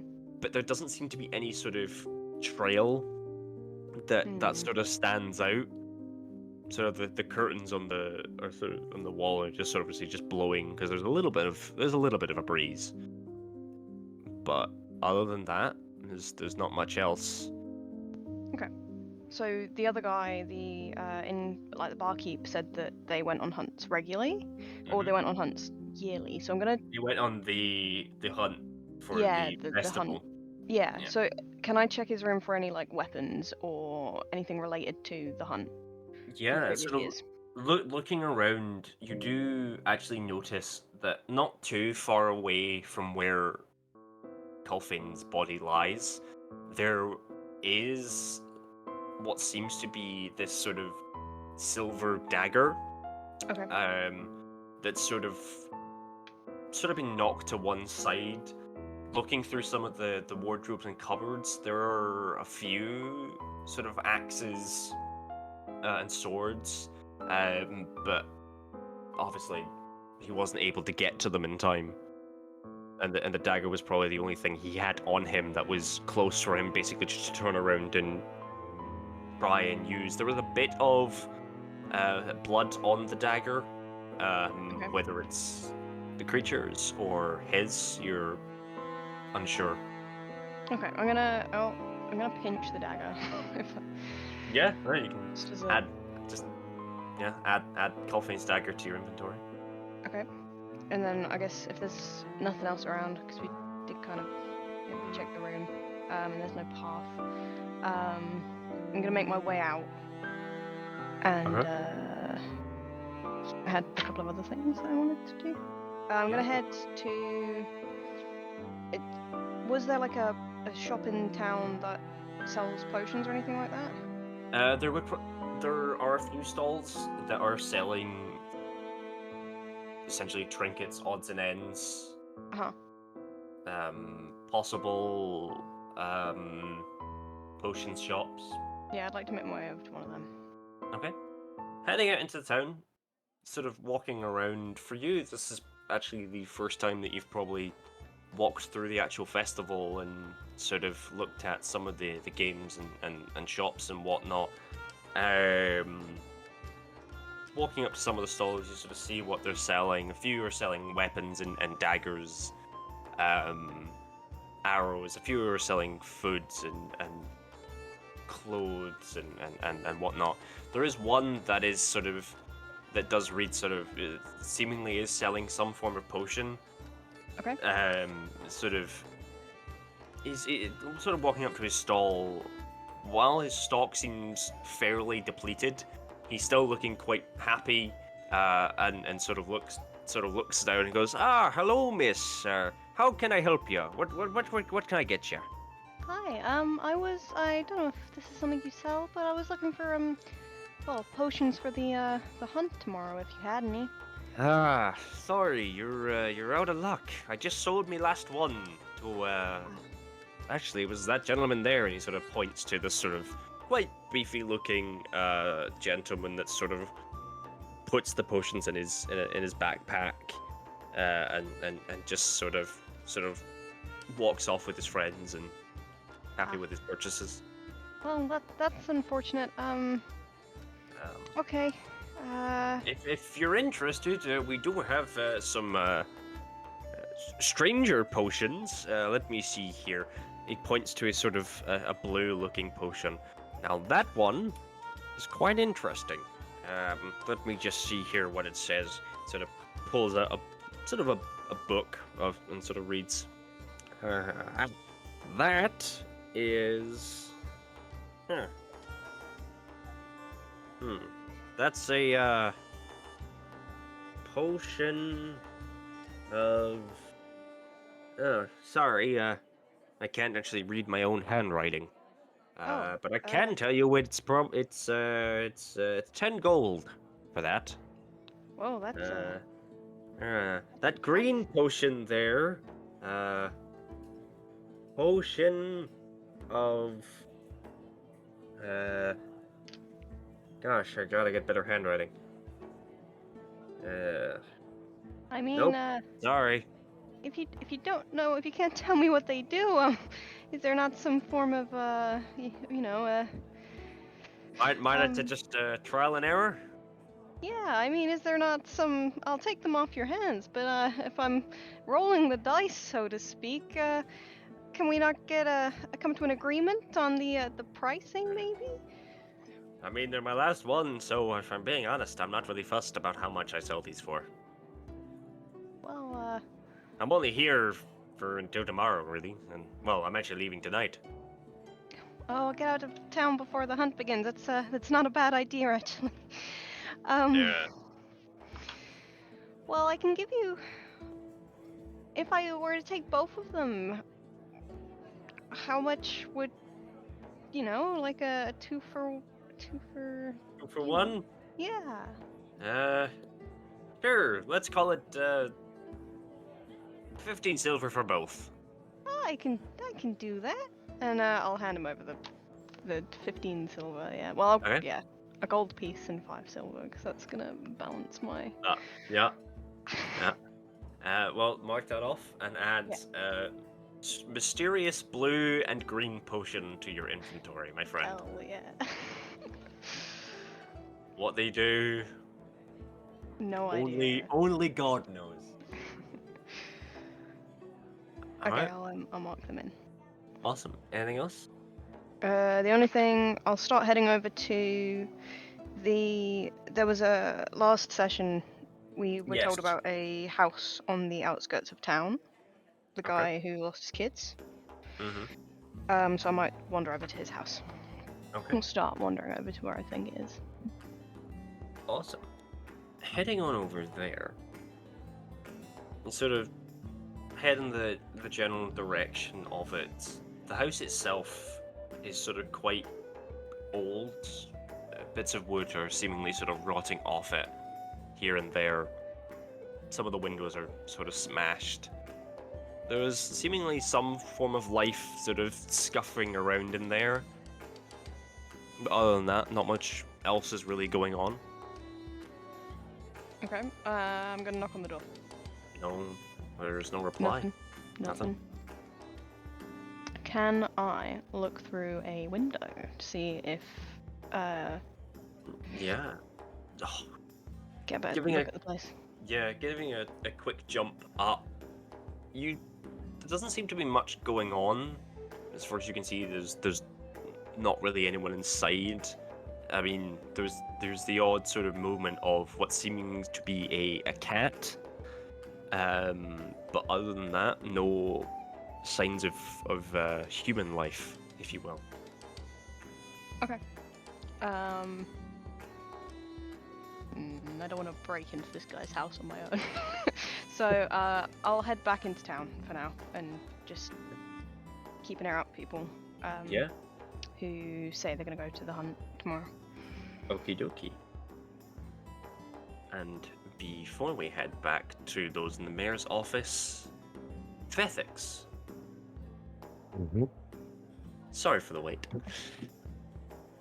We will head over to you. So you were heading to the blacksmith, or heading, I suppose, back to the blacksmith after yesterday, and you were also heading off to Brain. Yes, because What I would don't you- like training with other people. Fair enough. So are you wanting to head back to the blacksmith first? Yes. Or okay, heading on back to Rurik and Gorn's blacksmith. This time, it's actually Gorn that is the half-orc that's sort of at the shop front this time, sort of taking stock of things and sort of writing stuff down. He sort of looks up and goes, "Ah, hello, welcome back. I'm glad to see that Rurik's bad mood didn't scare you off. How can I help you?" Thank you for welcoming me back. I'm actually stopping by very quickly because I want to go do some training, but I don't feel quite adept for it. Oh, well, I hope I can be of assistance. I'm going to be after it just sounds weird when saying it out loud. I'm after a silver longsword and a silver short sword, if you have one. We don't have long swords. As for short swords, though, that'd be 1 second. And he sort of puts the book down that he was sort of scribbling in or writing in, and sort of flips through some of the pages, Yes. He sort of wanders into the back and sort of rummages around and comes back with this beautiful looking sheathed sword and sort of pulls out the blade and sort of rests it down, and it is beautiful looking sword, high quality silver. The handle again sort of embroidered with this beautiful black looking leather as he sort of treats it with a hell of a lot of respect, and sort of goes, "This is, I'm afraid, the only short sword we currently have on hand, but as you can see, it is silver, and as it is, it will cost you a bit much than the normal price." How much are we talking? Well, a regular short sword is about 10 gold. As for this, about 15, maybe possibly more. I'll tell you what then. Can I strike you a deal? You seem like a guy that I can strike a deal with. Of course. How's about I give you 10 gold, 2 hand axes, and a long sword for that silver short sword? Make a persuasion check, sorry. Come on, D&D gods, don't fail me now. Fuck! There's the 3. 3. He sort of looks...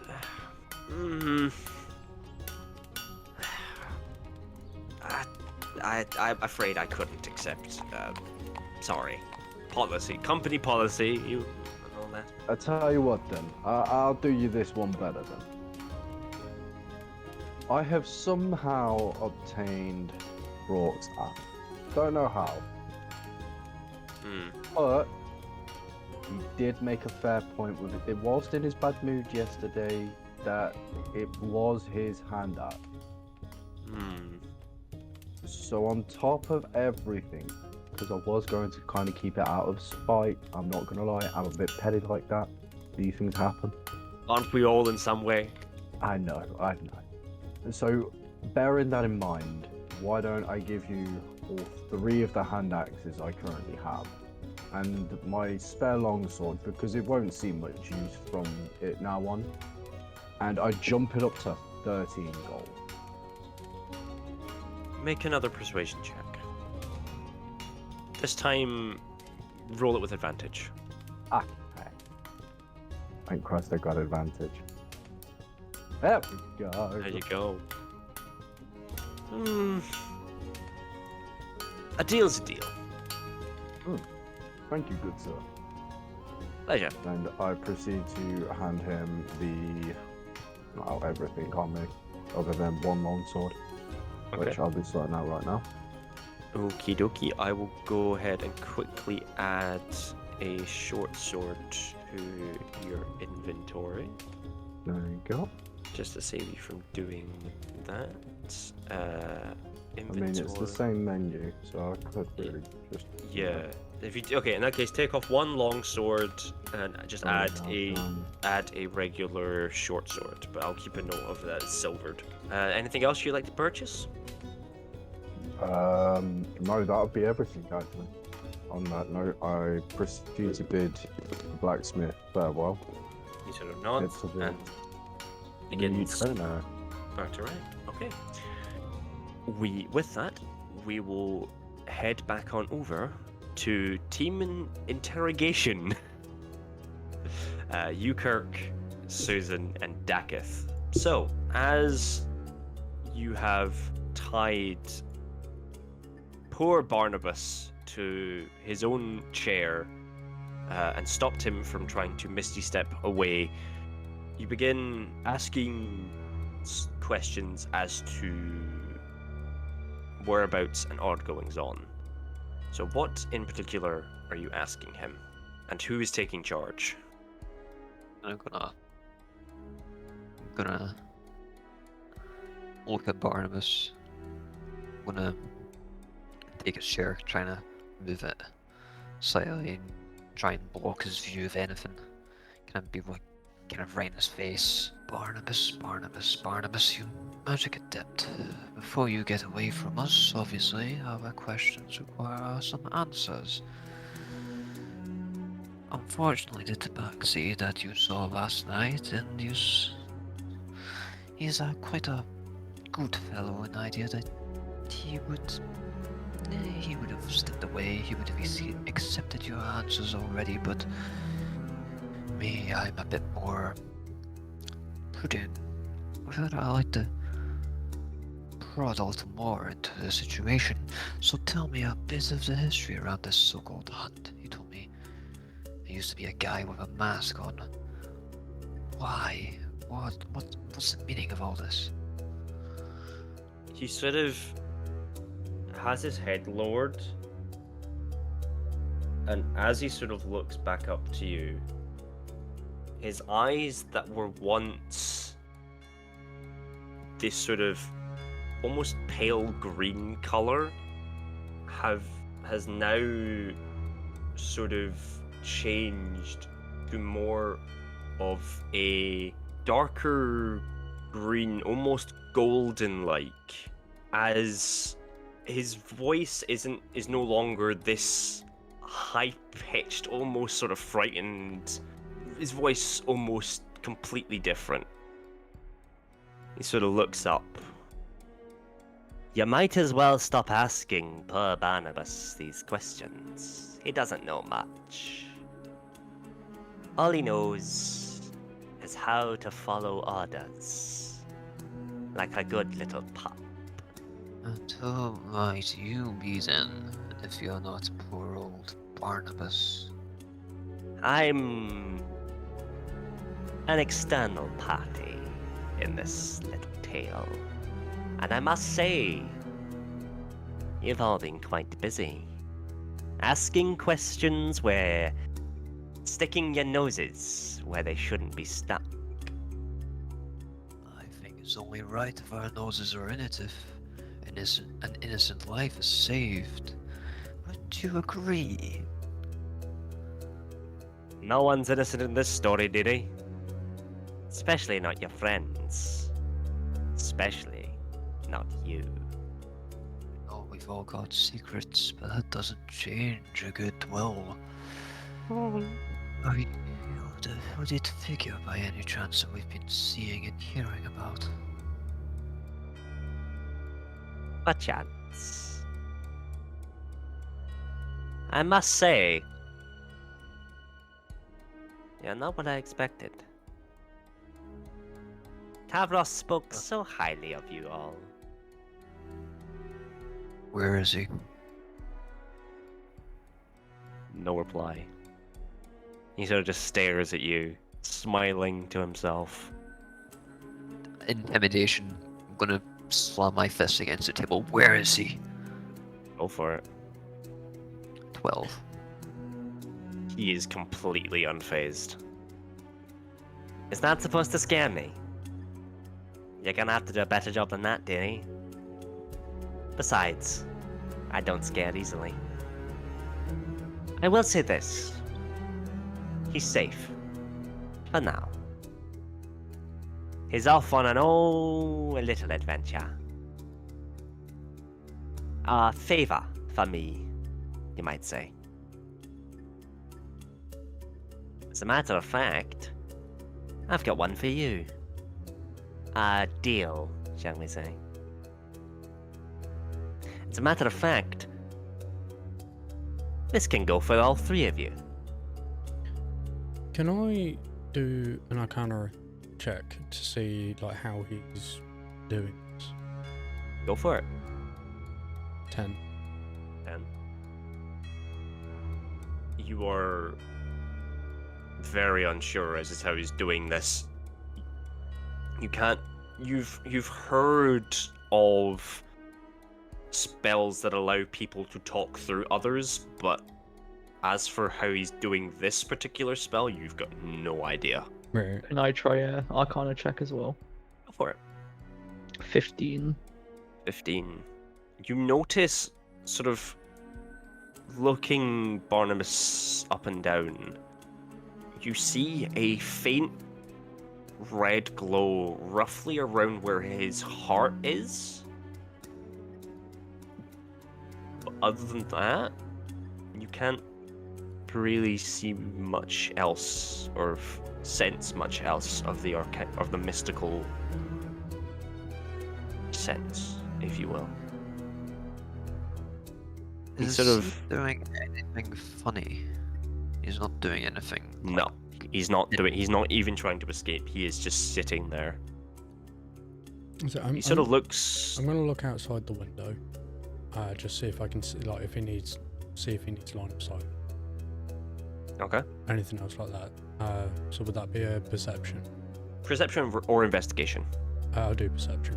I am actually Okay. gonna roll dice as well. So Good idea. yeah. Not much better. 9. 9.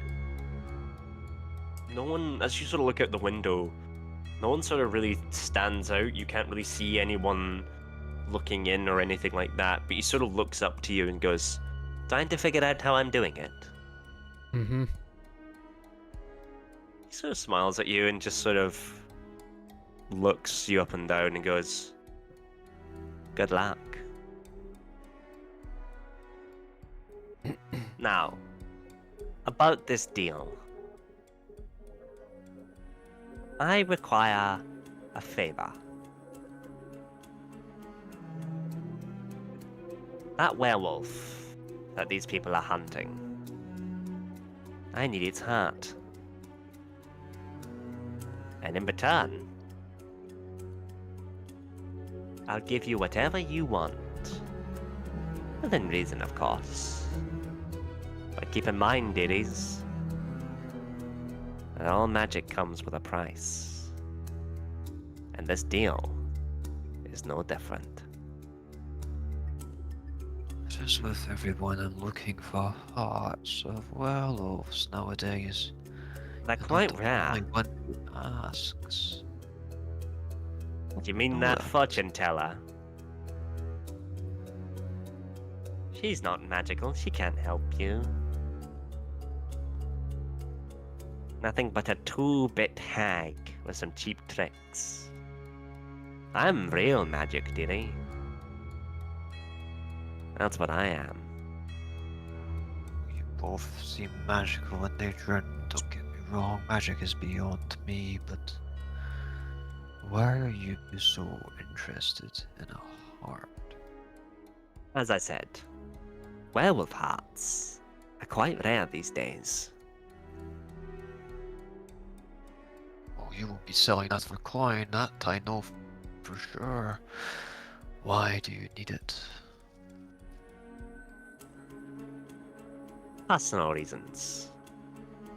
Let's say I'm a collector of such rare and magical items. And this Insight check. heart. Okay, go for it. 16. 16. He is telling the truth. So, I ask you this. Do we have a deal? And I'm just gonna shake my head towards Sakov and Susan. And just kind of disappointment and frustration. I'll take that as a no. What will you do with the heart if we were to give it you? That, you don't need to know. Well, consider us not interested in your deal if we're not going to get the full story. You of all people, if you consider that old fortune teller to have cheap tricks, I'm sure you're aware of what I do. And you'll be far more aware that if I don't know the full story, I won't go through with it. Very well. Let's just say I need it for something. Potion. Perhaps an antidote.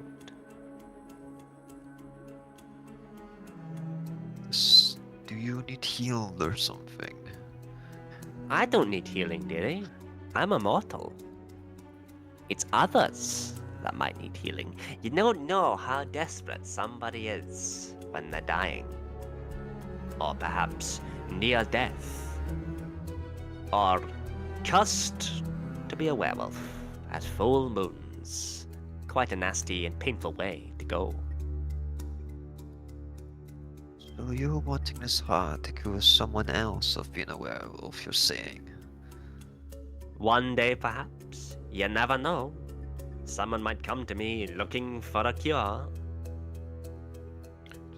And you're shaking my head. I'm gonna ask him if he's immortal and he's able to use some form of spell to talk to others. Why does he need us to go and get the heart? If you want something done, don't do it yourself. And never do it for free. That's why I need you. Let's say I am interested in what you'll all do. Your fates, your fortunes, and your future.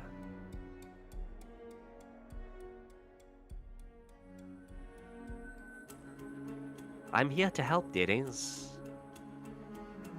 But only if you're willing to accept it. I'm not a big fan of help. I tend to do something by myself. It's also difficult to trust somebody that won't show their face.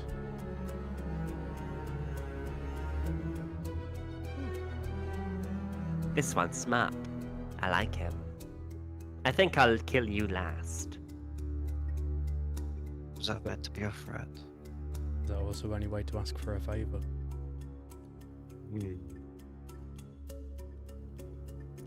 Think about it, dearies. You don't need to accept it right now. But, should you be interested, I'll find you. And perhaps we can come to an agreement. One last thing, though. Whatever you do, if you plan on even considering this deal, it stays between the four of us. That means your friends can't know. Even Tavros. What makes you think we will just call into the night in order to accept this?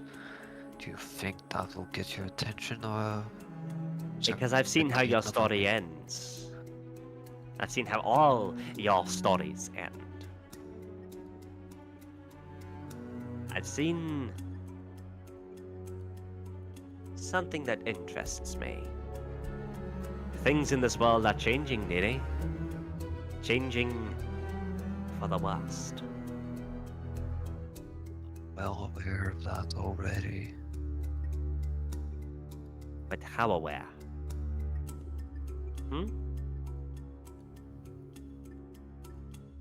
Think about it.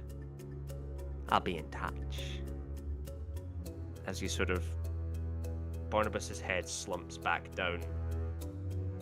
And he sort of shakes himself awake. Huh. What did I miss? Not done with you, Barnabas. But the situation has changed. Oh, You're not also.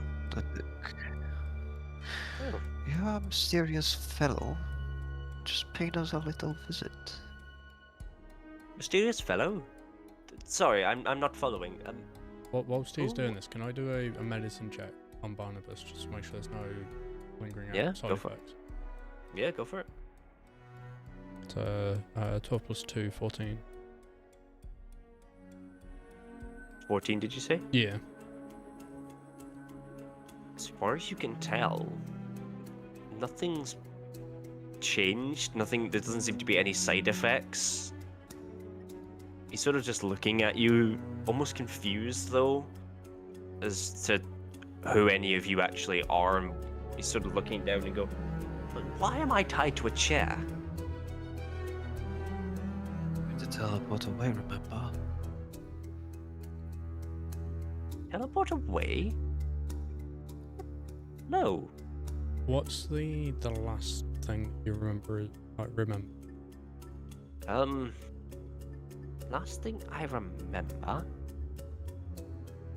Well, actually, was all of you, you sort of walked in here. Sort of said hello, I suppose. That's the last thing I remember. Then, obviously this. Interesting. Tell me, what do you know of the mayor recently? Where he's been and how he's acted? He's up in his office, and as to how he's acted, bit moody lately. But other than that, no other hadn't odd behaviors. Why? I'm just Doesn't gonna matter. I'm just gonna step forward and say he's not in his office. Basically showing him the keys. I've been in his office. He is not there. Oh. They must have popped out to enjoy the festival then. Look, Where I is don't mean he? to be a bother, but could you untie me? I've sort of got quite a lot of important work in. He sort of looks at the clock on his desk and goes, "Oh goodness, I'm actually quite late for a meeting with a couple of friends." Oh dear. I'm sure we can wait. Unfortunately, we're not quite done here. So for the sake of the lives of town folk, I'm sure you'd consider that an important meeting. I mean, townsfolk? What's wrong with them? He sort of turns and looks at the window. They look fine, don't they? Gonna Just a- block his view of the window. And I must say, he sort of looks you up and down and sort of, I don't mean to embarrass you, but your trousers are falling down slightly. Do you know what the mayor has been seeing the past couple of days? Oh, I hope he's not seeing anyone. He's married. His wife would be awfully annoyed at him if he was seeing somebody. Do you know of a hooded figure? Hooded figure? I'm sorry, this is beginning to sound like a bit of a plot. A mysterious With a coup. hunt tomorrow. Oh, you must think that's a natural werewolf out there. No. It's just a man, an actor in a mask, that's all. Nothing more, nothing less. Are you aware of the murders and missing people recently? Murders? Oh, murders? There's not been any murders, has there? The chef from the tavern, recently deceased. Oh dear. Colfane. Oh, I quite liked him. That's a shame. You know the old man who lives out border as well? Oh yes, I do. What was his name again? Oh yes, Sean. How is the old fellow? Shame about his kids. Little buggers. Oh well. Not looking into these things.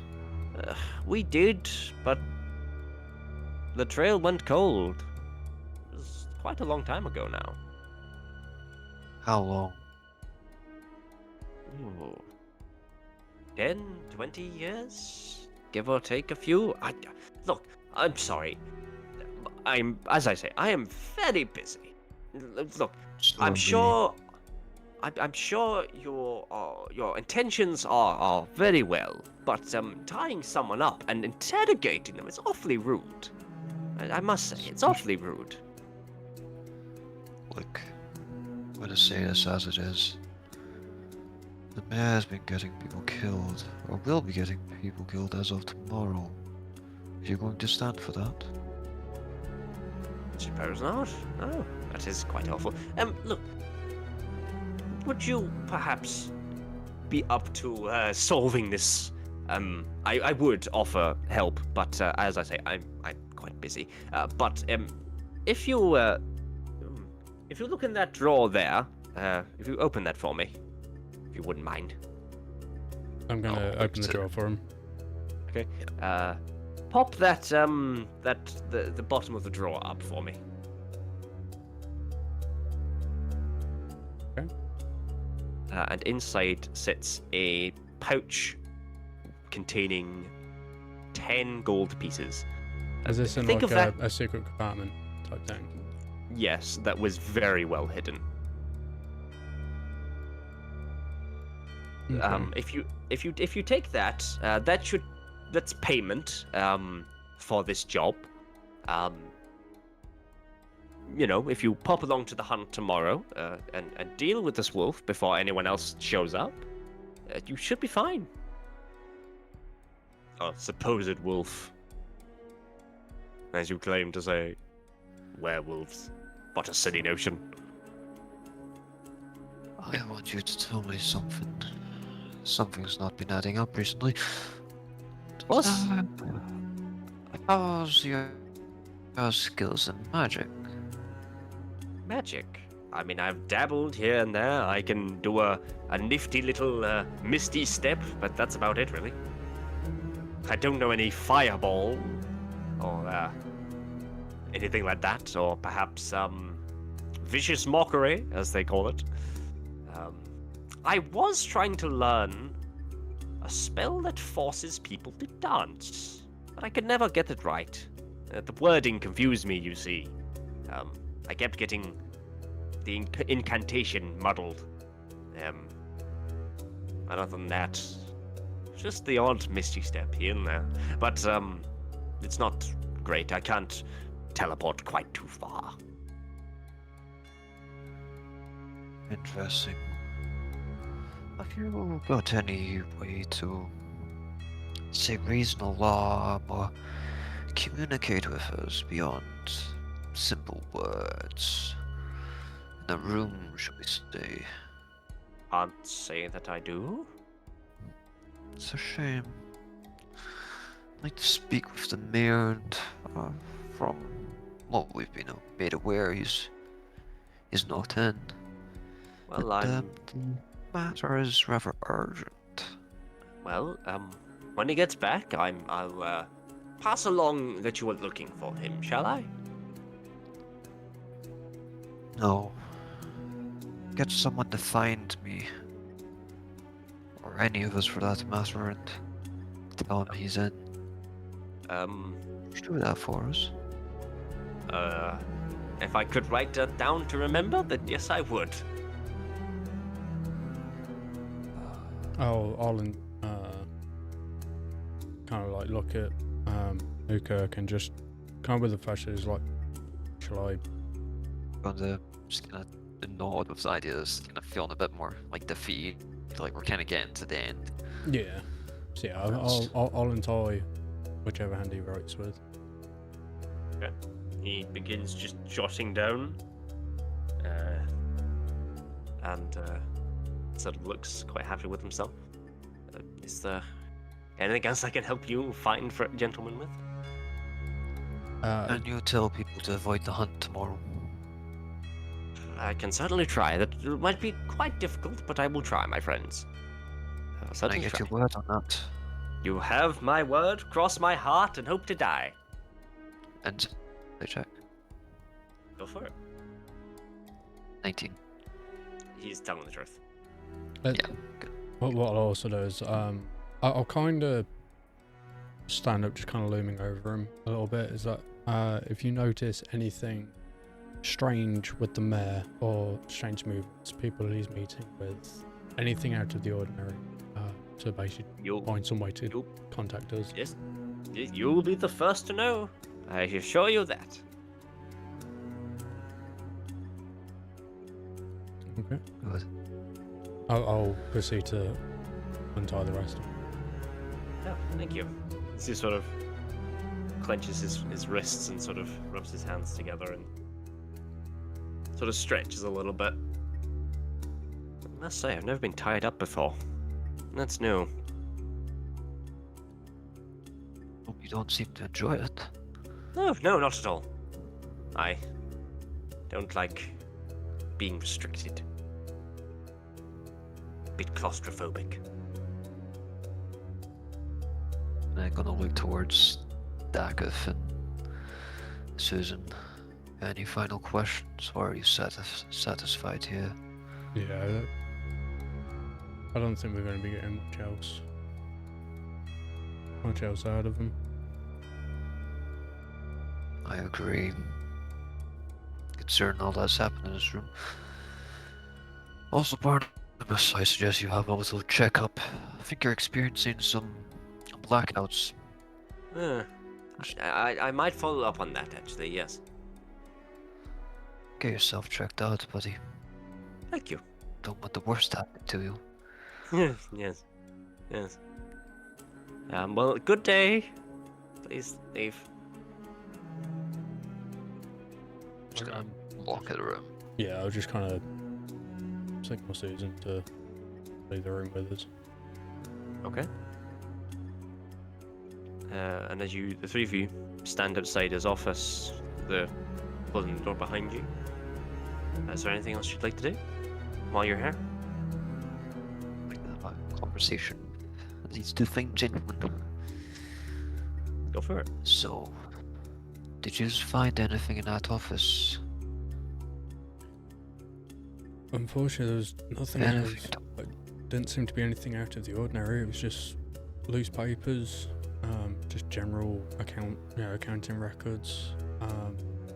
I am obviously kind of just showing the key now again. I am kind of curious to see if that compartment matches, if there's one in the mayor's desk.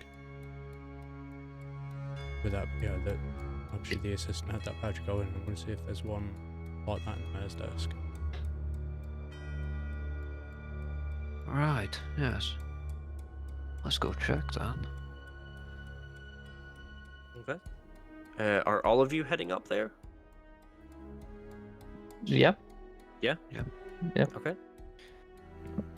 Alright. Heading back on up, and as you enter the mayor's office once again, we're gonna go ahead and take a quick 15-minute break. So, everyone, go get yourselves a drink, go stand up, go stretch, and we will see you all in a little bit.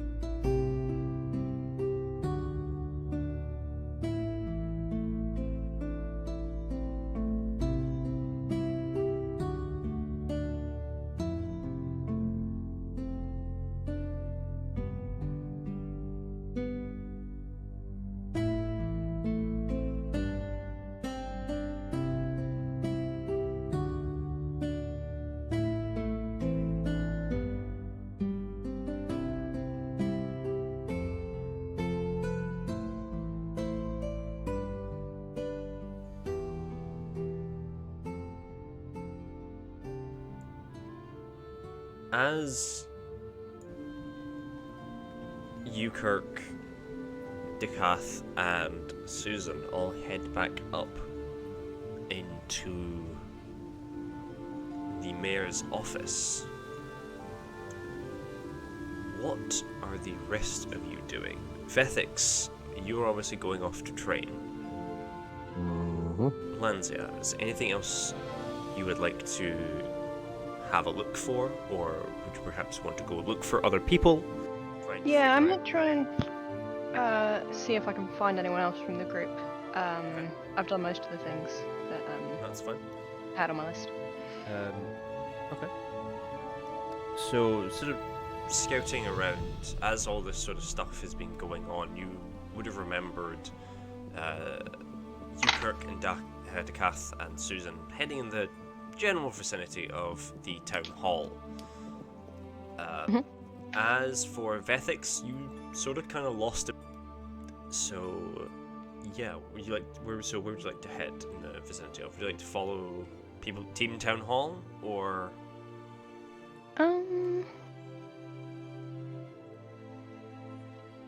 I think, yeah, Vethix went off on his own, right? So I probably want to go and catch up with them, just to, I mean, as backup, yeah. Yeah, no, that's absolutely fine. Okay. Thank you, everyone. Oh, for God's sake, 1 sec. Easy. Kelso is currently just sneezing his life away. Yes, I am, and I hate it. Oh, Oh no. it's okay, buddy. It's okay. Right. So, Lanzia, as you sort of make your way on over, sort of dodging in and out of crowds, you do sort of see Vethix sort of walking out of the blacksmith and sort of heading towards sort of the gate, or sort of the exits town. And you sort of just see him sort of wander quite a fair ways into the forest, not too deep, but sort of stop at a fairly open clearing and sort of take out some of his weapons and begin practicing sword swings and weapon techniques on this quite beautiful looking oak tree. Hey! Wait up! And she's kind of like going as fast as she can. She only got little legs, yeah. Yeah. Shall I do a strength check against the tree? If you want to, you're trying to snap the tree in half. I want to. 1 second. Sneeze on the tree. There we go. See, that's the skill of muting when I need it. I want to cut through the tree. I want to find the specific tree this guy's been training on, and I want to cut through it. Yeah. God damn it. You sneeze and the tree breaks in two. No.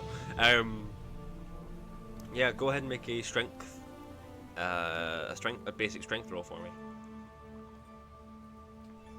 Once you finish having a sneezing fit, I'm assuming.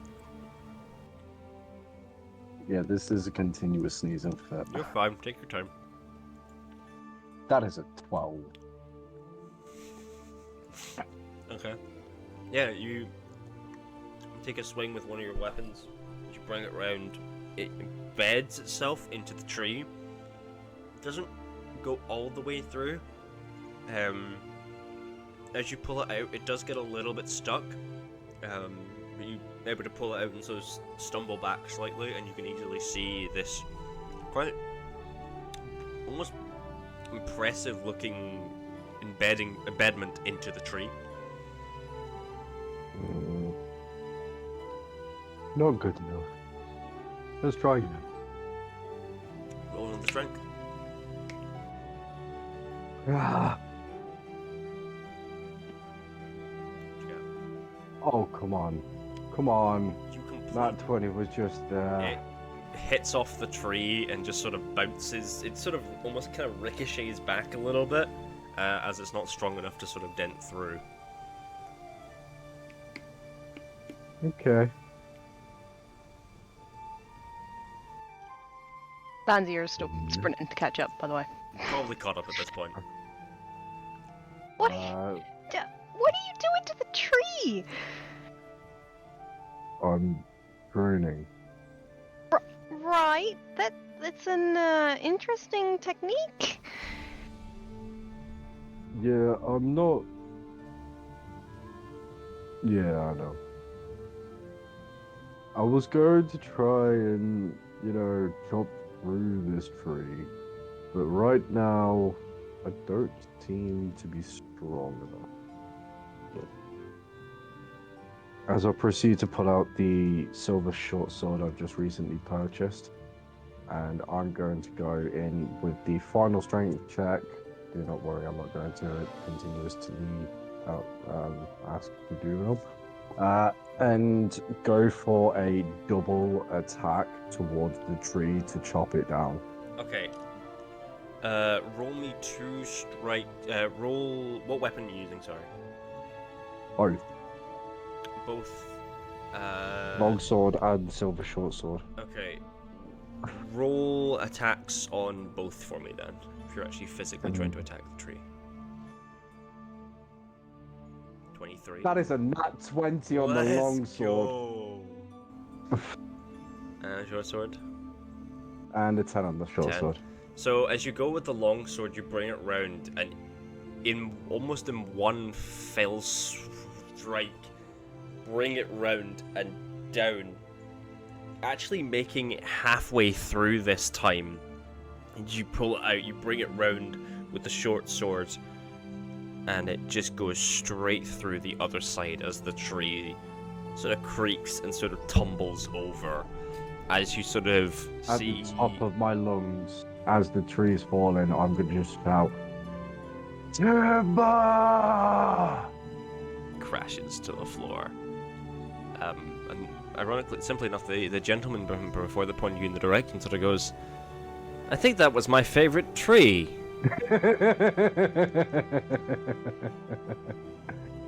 What's your name? Perfect. Pleasure to meet you. Oh, come. When the tavern reopens, me and my friends are actually going to be having a conversation about tomorrow's hunt. You're welcome to join us. Could I do a history check to see if I know this person? History check? Sure. Yes? Mr. Mark? Go for it. That is a 19. 19. Considering that he hasn't actually said his name, you don't really know what to recall. You've heard of a few hunters around these parts, or some that travel. The history check is to see whether or not I have met this person numerous occasions. Sorry, my apologies. Whether or not they are highly seated, or whether or not they are an adventurer.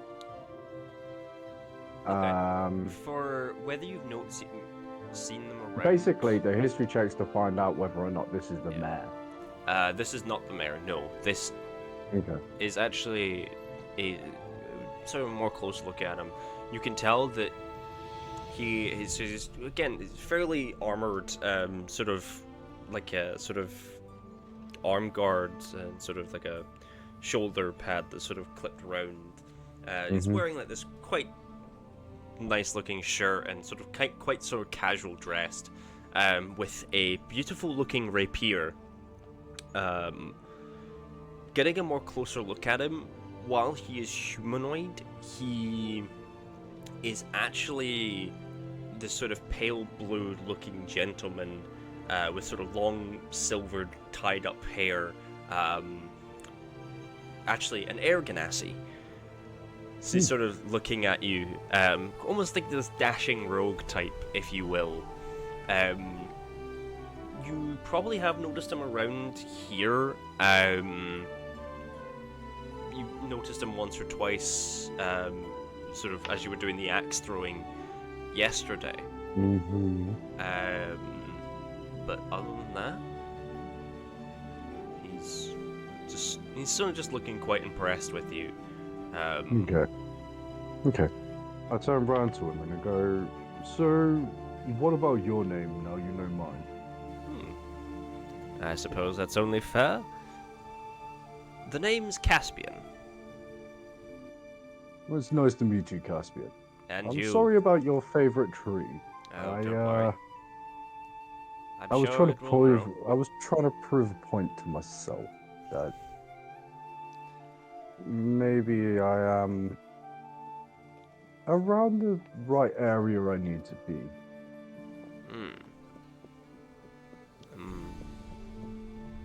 Many people come here to get away from it all and prove themselves.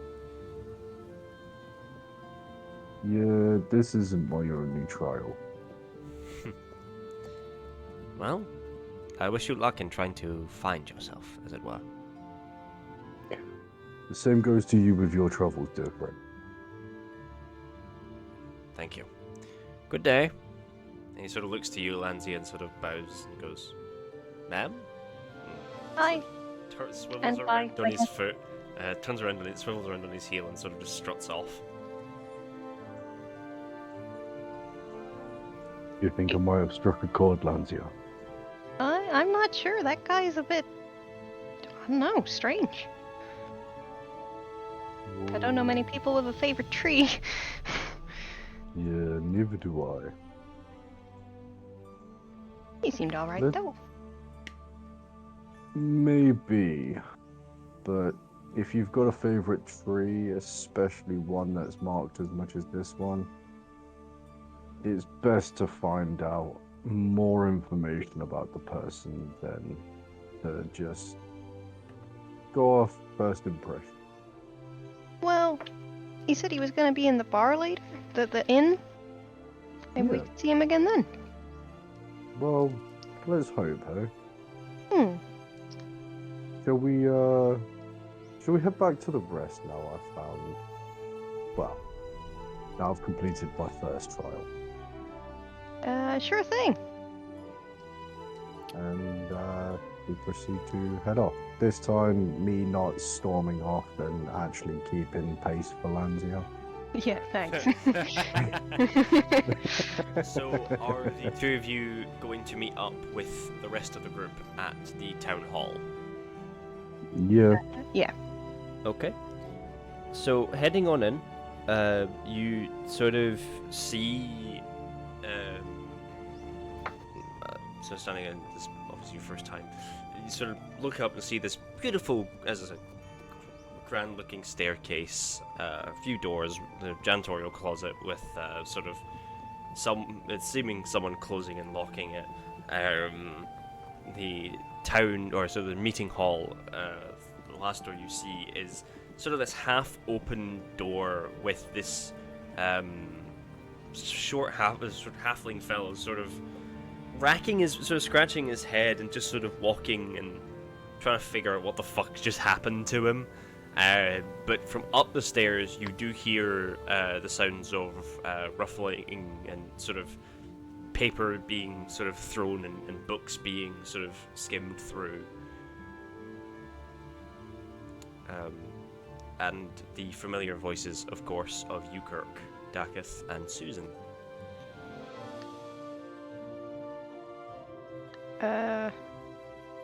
I guess. What in all tarnation is going on here?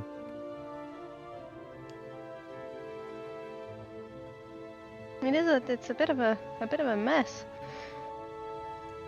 Yeah, it's definitely not breakfast, let's put it that way. Azel sort of stands and just sort of grunts.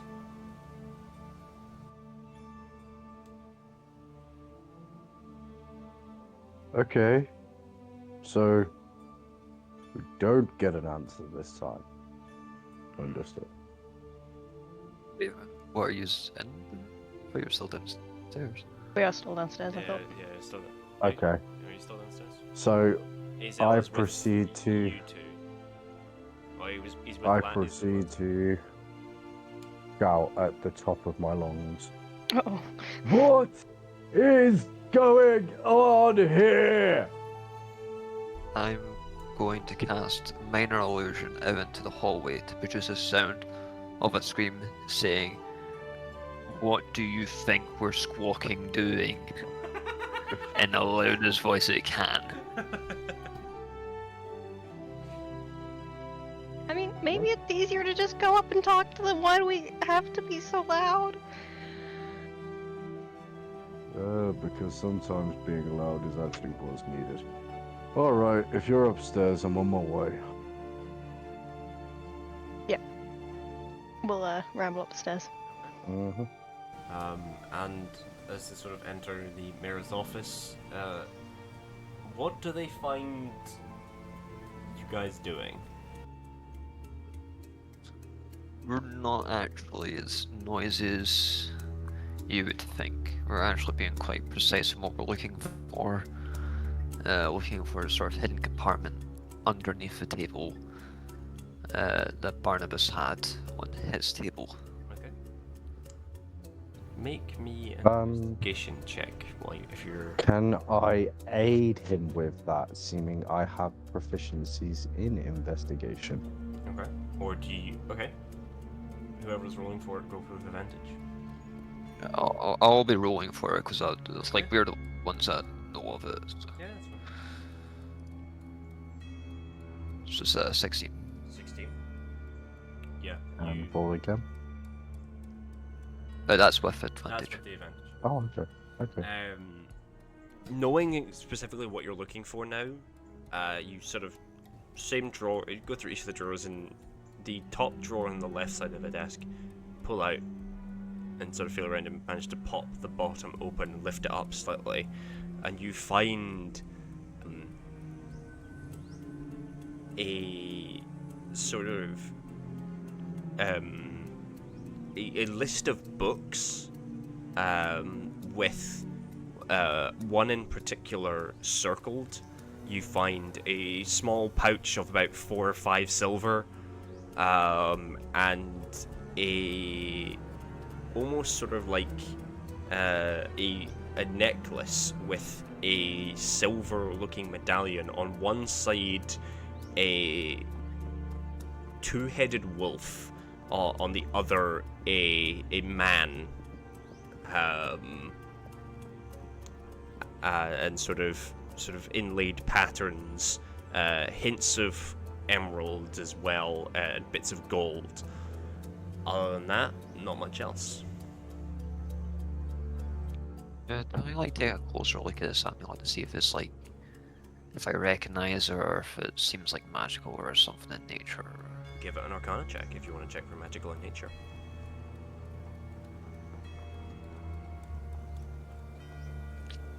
9. 9. Yikes. Looks like a regular amulet to you. Can I give it an Arcana check? Go for it.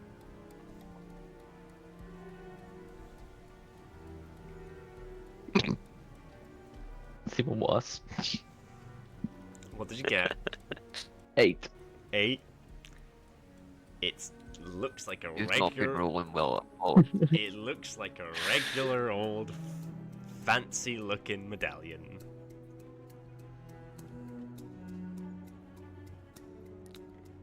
So I take a look at the list of books. What one is it that's circled? It is a book that is called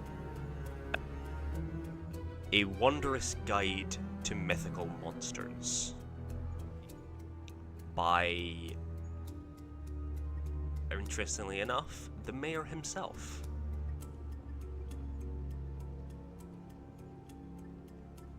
Interesting. Susan, when you were last in here, did you see this book at all? I don't recall seeing a book with that name. Right, well, let's look for it. It must be somewhere in here. Perfect, lads. Yeah, if you can give us a little helping hand, that'll be nice. I'm just gonna start rummaging through some of the books to try and find this book. Yeah? Easily, sort of scanning up and down the shelves, you do eventually find this book. Sort of looking at it, where it's sitting, sort of is less dustier than some of the other books themselves. Other than that, it seems quite normal. Let and read it. As you go and pull it, it sort of clicks as the shelf that it was on sort of pushes out slightly and scrapes along the floor to the side, revealing a passageway seemingly going down. Tell me you didn't see this before. Right. All in favor of going down? Suggesting that all of us are here now. Yeah. I mean, better to have us all here and go down. Glad you didn't find it until now.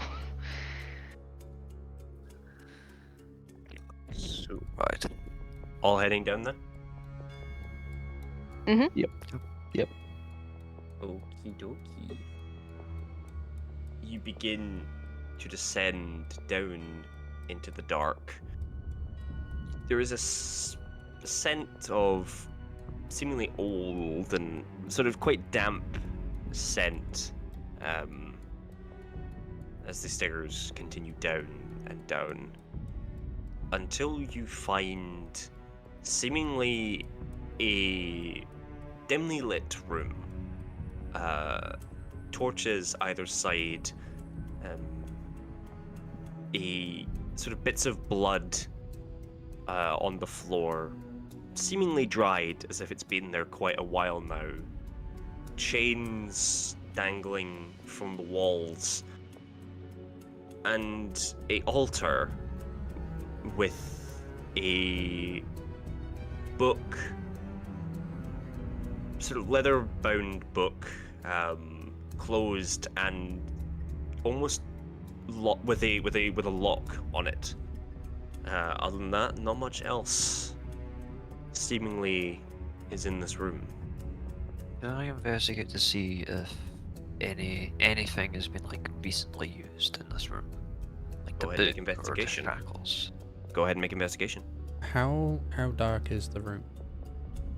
It is dimly, so there are probably 2 or 3 torches on the walls, making it dimly lit. So for those of you who have dark vision, it's practically as bright as day in here. Is just a normal lighting room? Yeah, normal lighting. Okay. Can I also do an investigation check? Roll 8 with Yeah. this?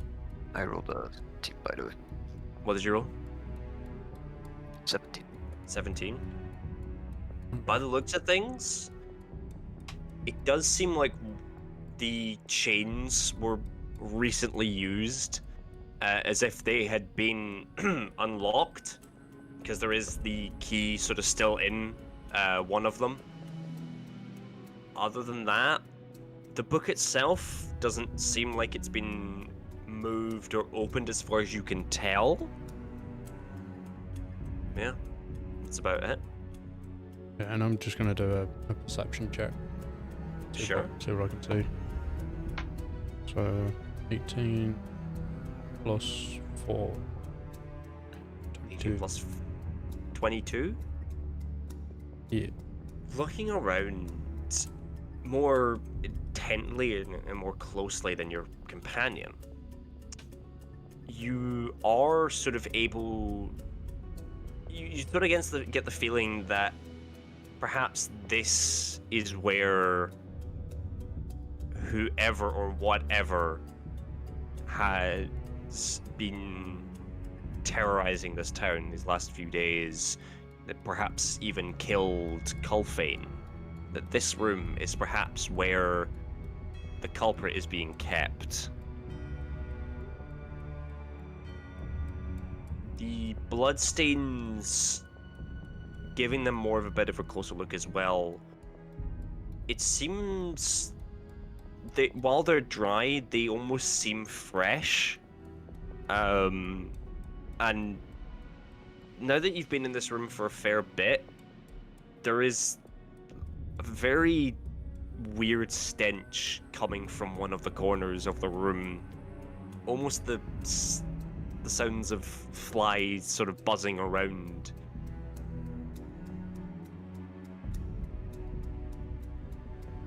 So what are you all wanting to do?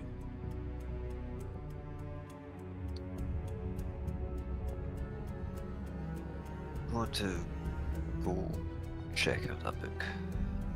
Okay. So while he's going to do that, what's everyone else doing? I'm probably just going to check the corner of the room. Okay. Check the corner of the room where the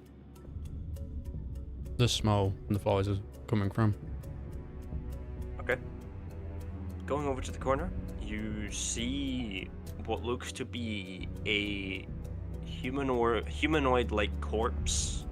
The face almost ripped to shreds, so quite unrecognizable.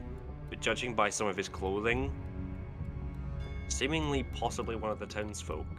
It has begun to sort of rot a little bit, so the corpse is not too old, maybe a day or two.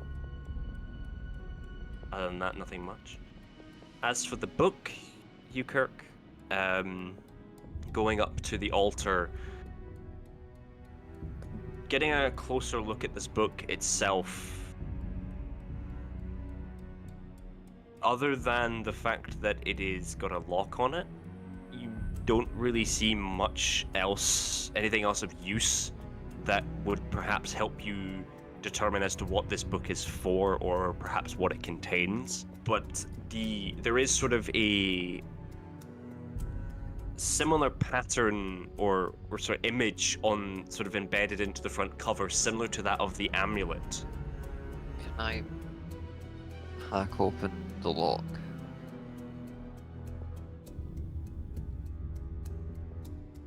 Sure. How do you want to do it? What specifically? Is it... Sleight of hand, like jimmy around with it. Go Use for the it. sort of mace that I've got. Try Yeah, and see if I can pull one open. Go for it. So just sleight of hand, yeah. Yeah, sleight of hand. 13. Okay, 1 second. As you begin sort of trying to jimmy the lock, you sort of begin moving some of the pins around as it sort of clicks open, and sort of the lock almost sort of slides off and sort of falls down to the ground as the book almost sort of rises for a second and sort of almost like it's breathing.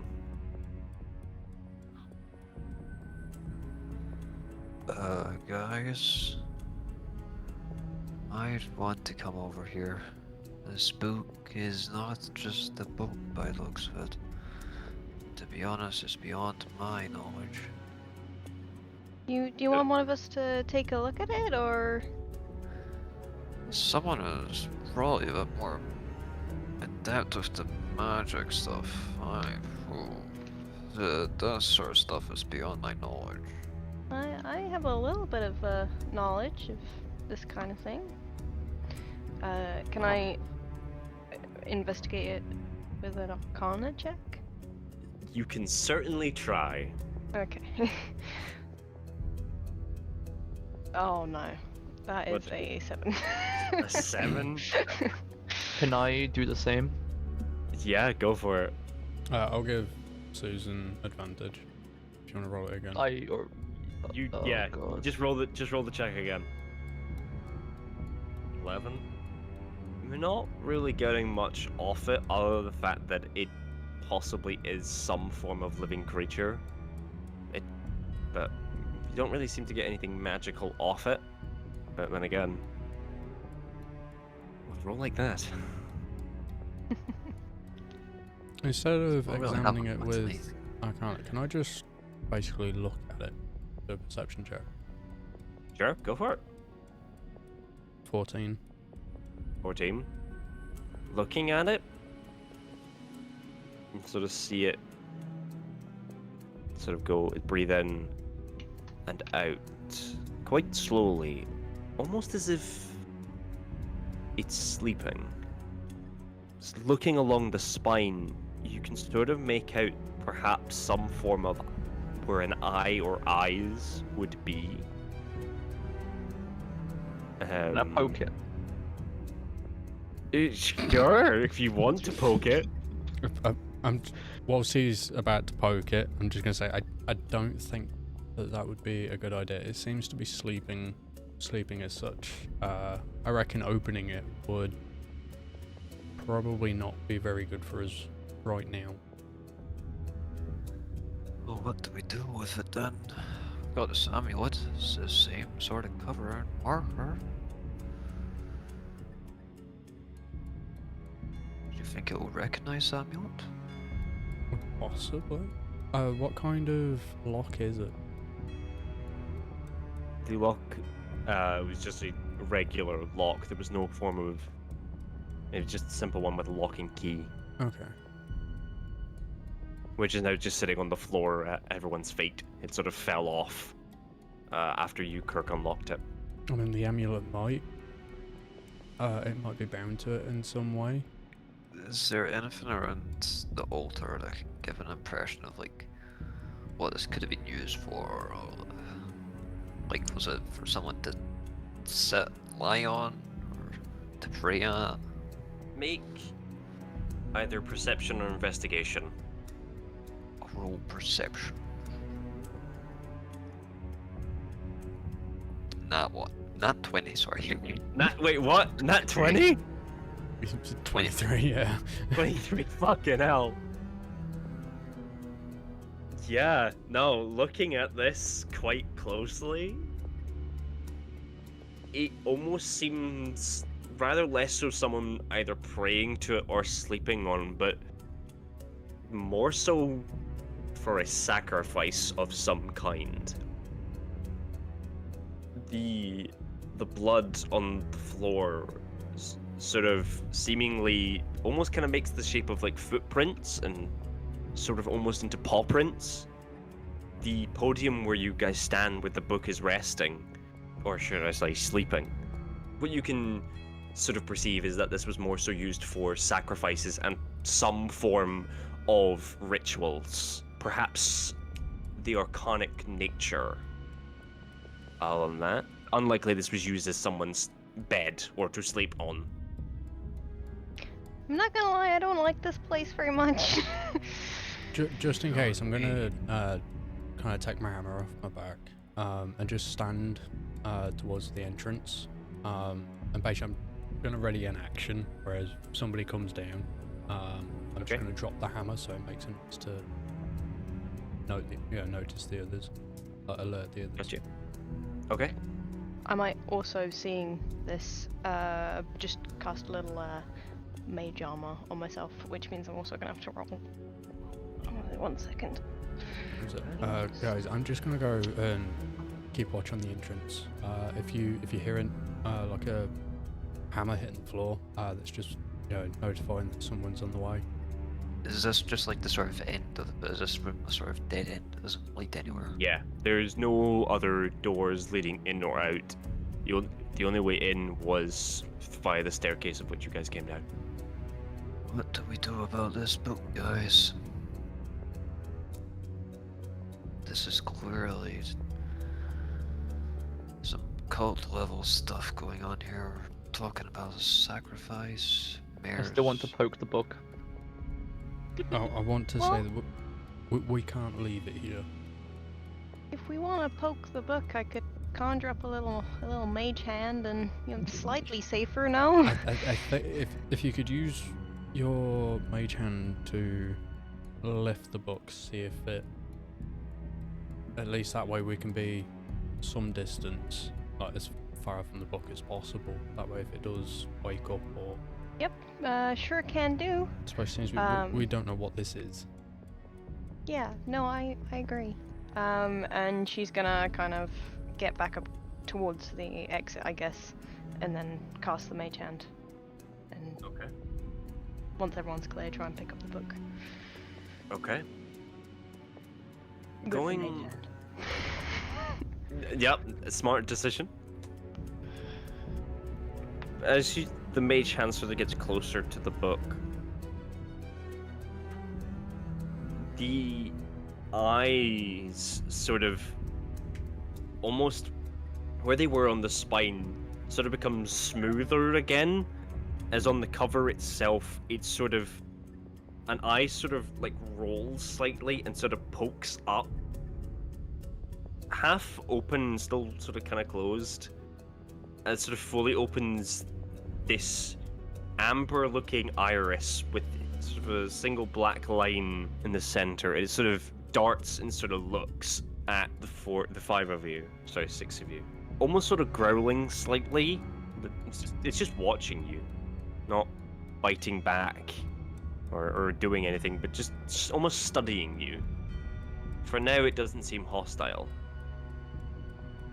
I'm going to like kind of hold the amulet up just to kind of show them we've kind of got the amulet. Doesn't react. Sort of kind of looking at what it's sitting on now, sort of examining the mage hand slightly, and then just goes back to watching you all who are in this room. It takes quite an interest in Lanzia, and sort of looks down at the mage hand and sort of back at you, and sort of puts two and two together of, okay, so this is why I'm sitting on this weird astral hand thing. You're the reason. Okay. Hi. Hi, book. You good there?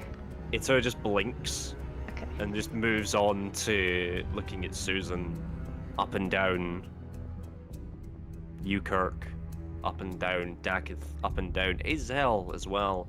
Same with Vethix. It's just sitting there, watching. Could we, open it, maybe? When you say open, the spine flips back and pages sort of begin to rustle and fly, and it stops open on a particular page. Well, that was easy. To cautiously kind of go up and read what it says. The page in particular that it is open on is on werewolves. Specifically, the history of werewolves, how to spot someone who is perhaps a werewolf, and one that again has almost sort of been underlined and circled. How to create a werewolf. Specifically, how to perhaps infect someone. It also gives a bit more information on particular strengths and weaknesses. Again, one underlined being silver. Wouldn't just read the pages, just analyze and absorb the information, like how to find a werewolf, like how Okay. to spot one, and just all of it. Yeah, no, that's absolutely fine. What is anyone else doing? I'll hop over and read the book as well. Just Okay. scan over it. Is Ukirk Scan- holding the amulet, or is he wearing? I'll just be holding it. I'm cautious about what goes wrong. That's smart. Very smart. So, Is there? I'm just gonna ask Ukirk and Lanzia, who are reading the book. Ask them if are there any pages, like any other pages that mention anything about the amulet? Let me get back to you on that, Dakov. This book has a mind of its own. when you say the word mind, it flips again to that of a seemingly a small brain-like creature with a few sort of legs and almost sort of tentacles sort of sticking out of it, and above reading Intellect Devourer. And the information on an Intellect Devourer. Mainly where there can be found, weaknesses, strengths, that sort of thing. This seems like a very, very handy book that we could use on our travels. Seems like a book about the different kinds of monsters. transfigures it. Someone remind me. What was the name of that great force that we make to find for our big quest? You know, the job. What was the name of that Oh, guy? do you mean the werewolf? No, no, The- not the djinn? werewolf. The djinn. The book flips again, seemingly flicking back and forth between different pages. Eventually, it just sort of stops and just sort of flicking between one or two pages of different creatures, none of them seemingly jinns. It just sort of flips back to the last page it was on, which was Intellect Devourer. Sorry, book. I'm going to say werewolf. Flips back to the page on werewolves. As we were going to do, I'm just going to absorb the information. Fine. You now essentially know everything there is to know on werewolves. Nice. Right. For How do we extra spell? information, for any extra information, turn to your monster manual. No. It mainly says that those who have been either scratched or bitten by a wolf will obviously have a mark showing so. However, it will sometimes fade over time. Sometimes people who are infected will have excess hair in some places, either behind their ears, on their armpits, on their legs, and sort of around their face, so more sort of slightly bushier beards, that sort of thing. Not much else. The sort of the main parts that are mentioned in this book. Do I recall seeing anyone who's had like excess hair, like the mayor or? Make a history check.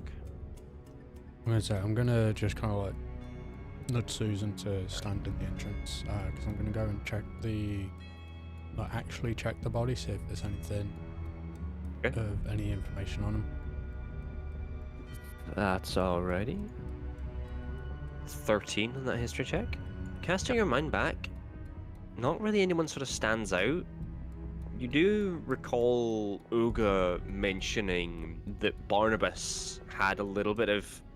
It was quite hairy behind the ears, but as you were sort of interrogating him and looking at him, you didn't really see much. It's sort of, with a closer look, it was just sort of his hair sort of sticking out behind his ears slightly, but no one really comes to mind. As for your investigations on the body, Dakith, doesn't seem to be much on him. It's sort of like a necklace that sort of inside has a picture of a woman. But other than that, there's sort of nothing else on this corpse. Sort of a few of its organs are missing, or internal organs are missing. Other than that, nothing much. Would we have seen the woman on the necklace? No. Just This walking woman, around. most unlikely. The face doesn't seem familiar, or you don't recall seeing this woman's face anywhere. Okay. I'm gonna carefully take the necklace off, so Okay. I can return it to the woman at a later date. Okay. Go ahead and just put in notes somewhere on your character sheet. Lock it with picture of woman. So, is there anything else down here you'd wish to investigate? Are you all Nice. good? Can I see what the book says about how to create a werewolf and the werewolf's sort of vulnerabilities? In terms of how to defeat, in terms of weaknesses, essentially anything that is any weapon will work as long as it is coated in silver, or any other form of magical attacks. As to how to create one, essentially mainly talks about if one is bitten or scratched, then they are susceptible to being cursed with werewolf lycanthropy. Other than that, it doesn't really say much else about how to create one through unnatural means.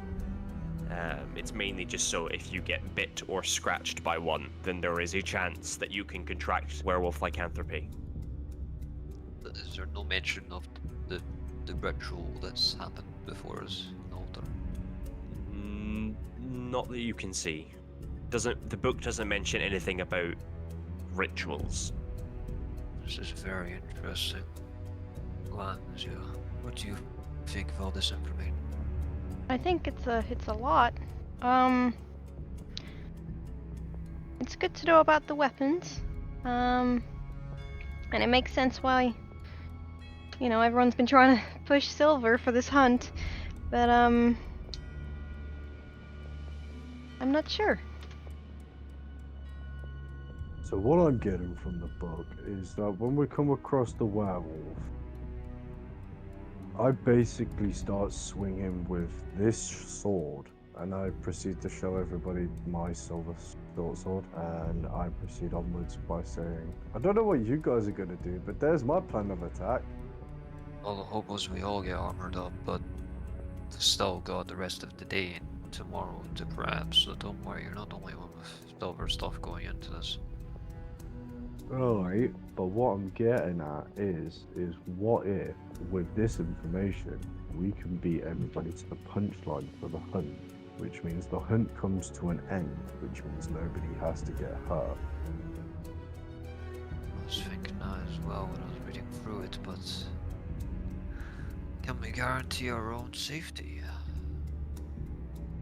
That's the question behind it, ultimately, whether or not we'd be able to take on a werewolf, just the 5 of us. Yeah, I'd be downright down for trying, though. Let's put it that way. So, saving a couple of lives, then sure. Gonna look back to Atlantia.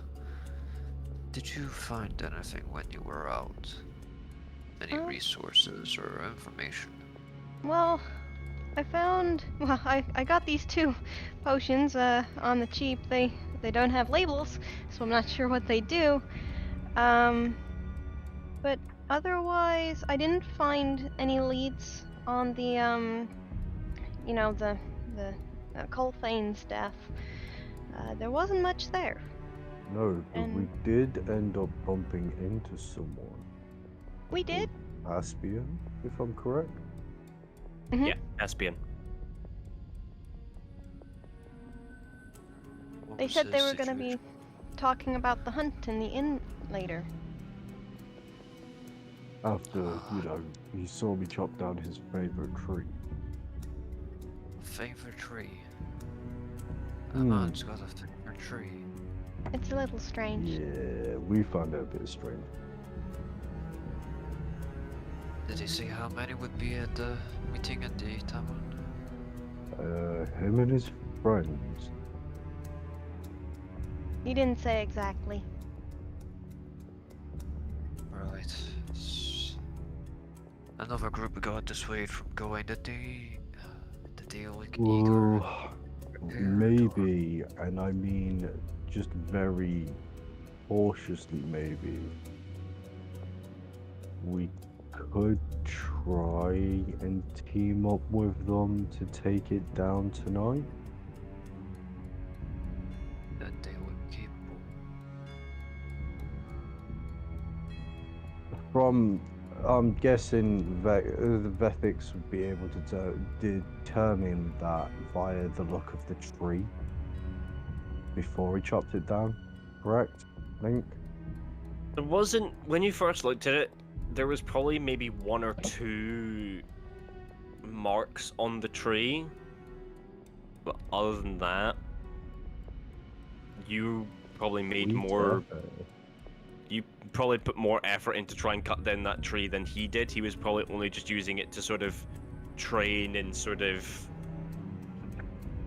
hone his skills. He wasn't really aiming to cut it down. Let's put it this way. I classify his sword as a pointy stick. And there wasn't much damage. Did he happen to say why that was his favourite tree? No, there wasn't really a chance to after I cut it in half. Might be something about that area. See, this is why I was turning around to Lanzia earlier on and saying that maybe we should try and discern more information to see where it persuades us to go. Oh, what do you think we've been doing this entire time? Yeah, I know. I did Well- go to that guy's house on the outskirts of town, but it was pretty empty, and I didn't really want to go in on my own. Right. I'm gonna take another glance at the book. Still hovering on Lanzia's mage hand.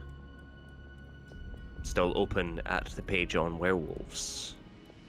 So, just out of character. So with the book being open, does that mean that the eyes are now facing away towards the altar? The eyes... Sort of quickly looking at the book, you can't actually tell where the eyes are. They're sort of out of view, so to speak. Yeah. But they are still there, somewhere. You, Kirk, would you Yes. want to try touching the book with, or would you like me to try? I'll go and try and handle the book gently with the amulet in hand. Not gonna force it to change pages or anything or close. I'm just gonna try and Okay. lay a hand and see if it has any form of reaction. Okay. As you place your hands on the book, go ahead and make me an intelligence saving throw, please. Shit. 10. 10, did you say? Yes. Placing your hands on the book, your head sort of whips back as your eyes begin to sort of flicker as you see flashes of different creatures, some of which you have only heard stories of. And as you sort of... the information almost burns your mind as you take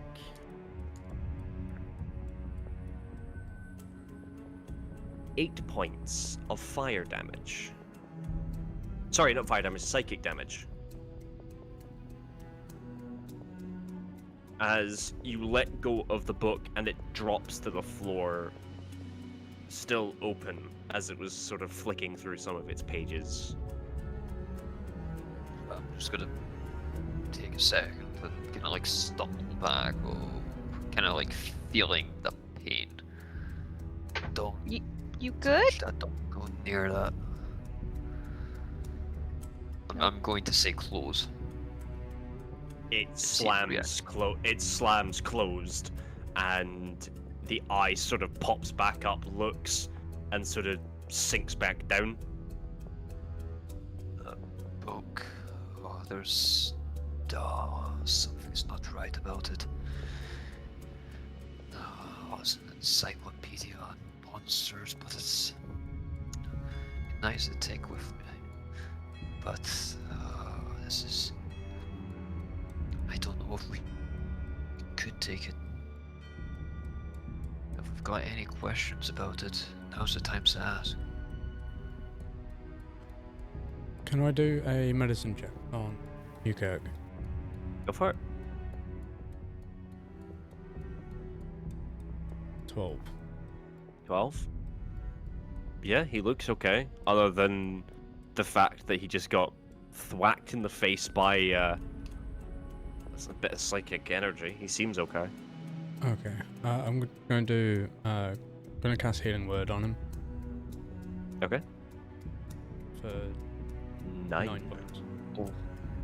Oh, back up to full health. Hell yeah.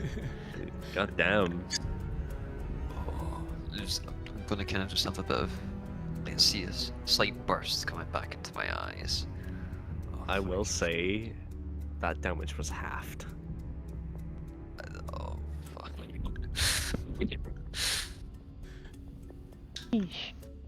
I don't know what that is, but if we can't... I don't know what that book is, but if we can't touch it, don't see a way to get it out of this room. I mean, I could mage hand it again, or we could. I don't know. Do you want your mage hand to carry it all the way back to the staff? Could I, like, mage hand it and put it in my backpack, maybe? You can certainly try. I'm going to take 2 steps back. Right.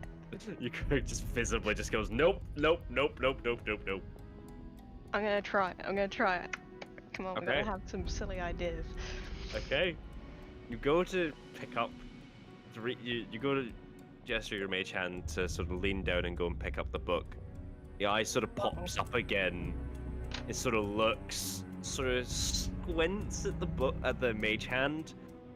The eye goes down and the book sort of opens like a mouth Oh. and chomps down on the mage hand. Oh no. Or at least tries to bite, it sort of bites the mage hand. Bad luck!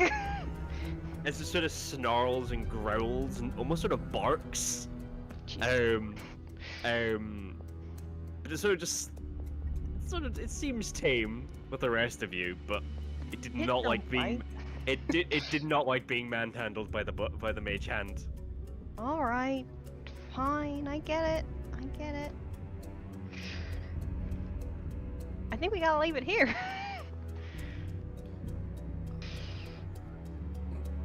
Let's make use of this book while we have it. You said about crazy ideas, right, Lindsay? Yeah? Okay, can I have the amulet? Uh-oh. I'm kind of looking at Dak with its blank stare, but just gonna like hold up the amulet to him, thinking, Okay. what balls does this man have? So I'm going to take the amulet and I'm actually going to put it on. Okay. As you place the amulet around your neck, nothing happens. It's just a regular amulet. Aw. Regular silver amulet. With a fancy ass pattern. I hear that evil in your voice. There's no evil in my voice. Since I'm wearing it, can I do... I should have done this first, but can I do an Arcana check on it? Yeah, go for it. 18. It is just a regular amulet. Nothing magical about it.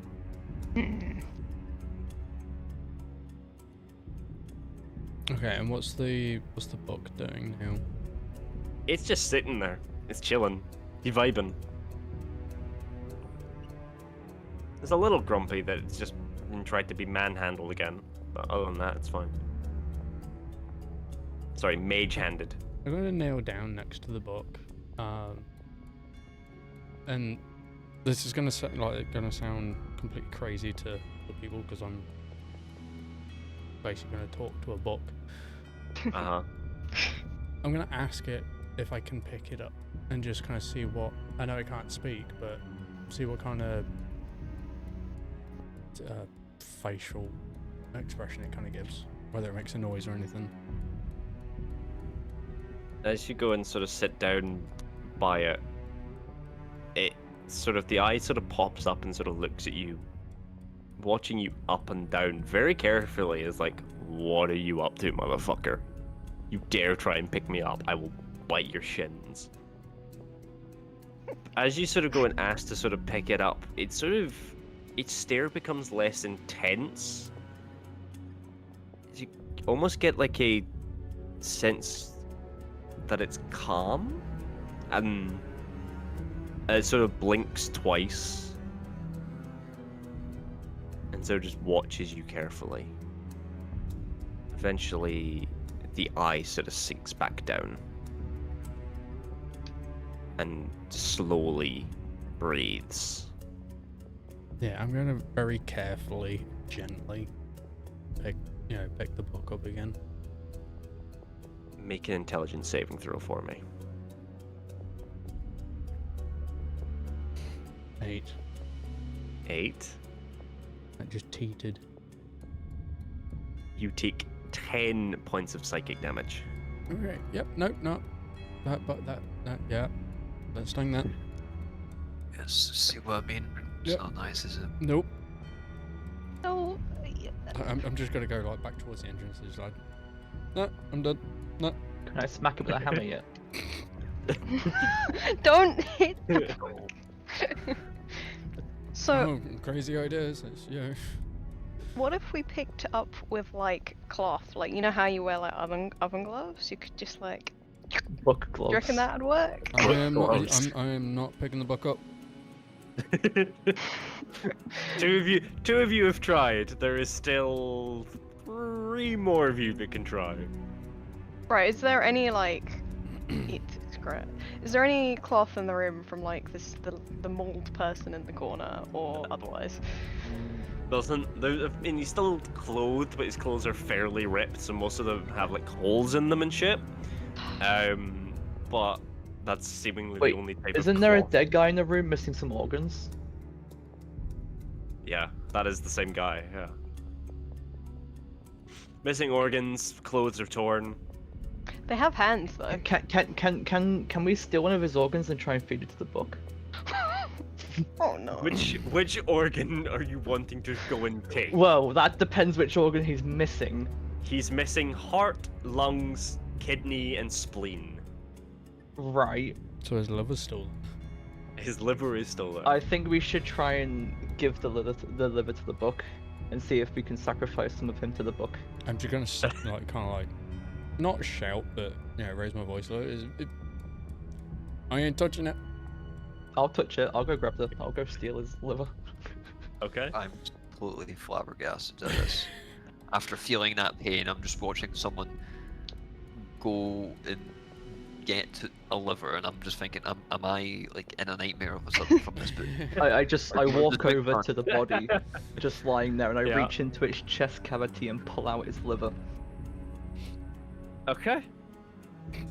It's fine. Yeah. Sure. I then walk to I walk up to the book, but I stand a safe distance away and try and throw the liver towards the book. It just bounces off the book's head. The eye pops up, looks at what you just threw at it, turns, and starts chomping its way towards you, sort of like Oh, no. snarling and barking. It's Can gonna I try and proceed to it's gonna try and bite you. before it, of course, travels the distance that it needs to get to Yeah. Susan? Can I attempt to shoot it with my short bow? Yeah. Roll to see if you hit. Well, 12. Ah. The arrow sort of pierces it. It sort of stops what it's doing, Oh. looks towards you, and then starts chomping in your direction. Okay. So I ask you this: does Uh-huh. a 16 hit? Yes. Okay. Give me a second. Oh no, that's never good. You take Why? 4 piercing damage Why are we fighting with a book? Okay, as the book chomps at your. It actually gets its mouth around your foot and sort of clamps down, and it stings, but it doesn't hurt too much. It sort of unlatches, turns around, and goes for Susan. Can I Okay. call out, try and give the command stop, like just tell it to stop, as if it, since it was taking commands before, It see if it sort of- reacts. It sort of keeps going. As you say stop, it sort of stops for a second, looks at you, almost on the floor, like shakes itself, like no, and continues just sort of going towards Susan. Excuse me, you little squawk. That's a natural 20. Oh. Does that by chance Susan. Wait, what am I Just- rolling here? What's your There's a AC? nat 20 your armor hit. class? Your AC is armor class. 14. Oh yeah, no, that hits. Fun. So The worst thing is he gets crit damage, so it means that his damage is doubled. Oh, it's just double the dice. It's not fully doubled. that's a 9. You take 9 piercing damage from this book as it clamps down on. It actually jumps slightly and clamps itself around your leg. Hey, Book. Hey, look. It's awful down here. I wouldn't want to be trapped down here either. Do you want us to leave you alone, or do you want to maybe get out of here? We could help you up the stairs. Look, buddy. I get being angry. It unclamps from Susan's leg. It sort of falls down, looks at Lanzia, and it just sort of stares at you. Its eye sort of pops up, and it sort of blinks once, and tries to nod, but it kind of fails.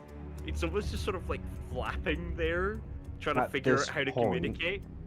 At this point, can I use Misty Step to go from being on the ground in a sitting position to being on top of the box and proceed to wrap it in the 50 feet of rope that I have on me?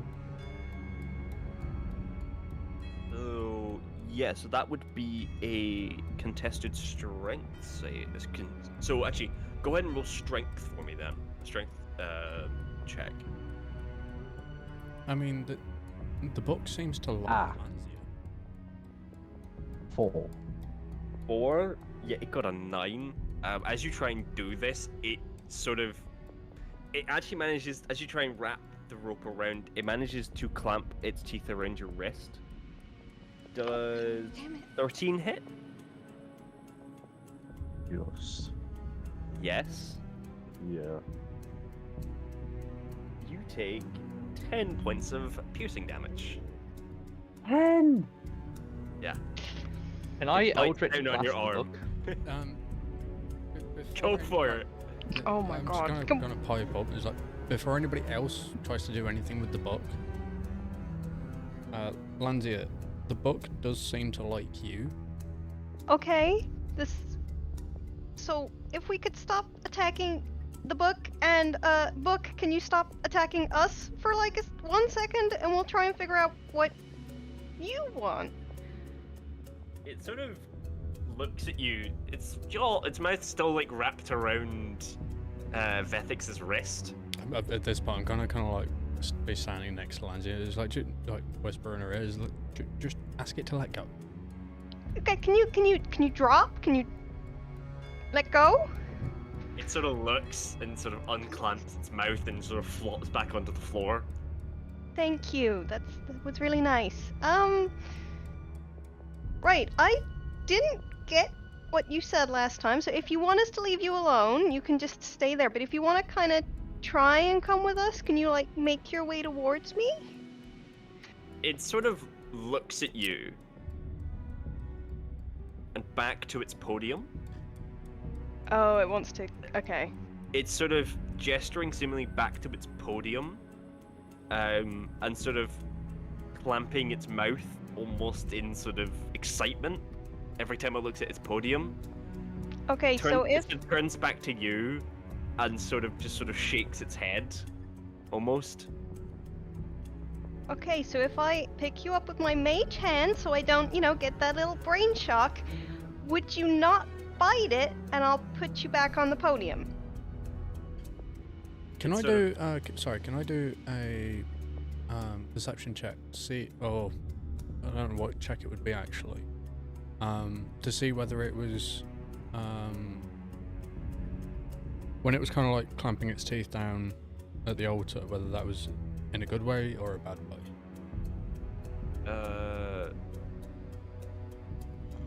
Yeah, that'd probably be a perception check, yeah. Perception. 23. 23. Oh, nice. Oh yeah, no, it really wants to go back on its podium. It does not Okay. like being. It's almost as like it's sort of panicking. As Okay. like, what the fuck? What the fuck? Okay, yeah, so Landia asks what she was going to ask then.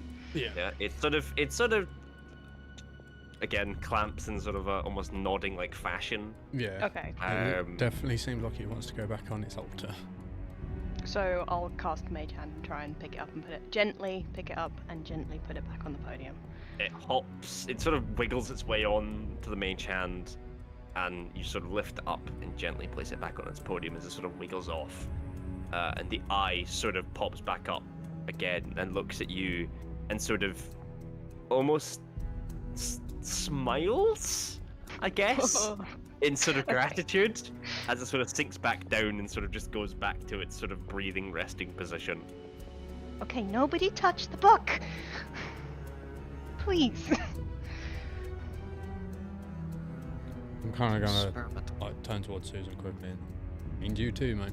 So, with the book back on its podium, and after a seemingly strange yet interesting encounter, what are you all doing now? Okay. Can I just go back up to the book? Not to touch it. Knowing full Mhm. well not to touch it. Say it open again. It does not listen to you. Can I just ask what like kind of time of day would it be now, roughly? It's probably, with everything that's been going on, it's probably now reached, again, late afternoon, early evening. Probably been down here with your investigations or sorry, interrogations. Yeah. Doing that for a good while, and you've probably been down here for a good few minutes now, so it's probably leaning more into later afternoon. But there aren't really any.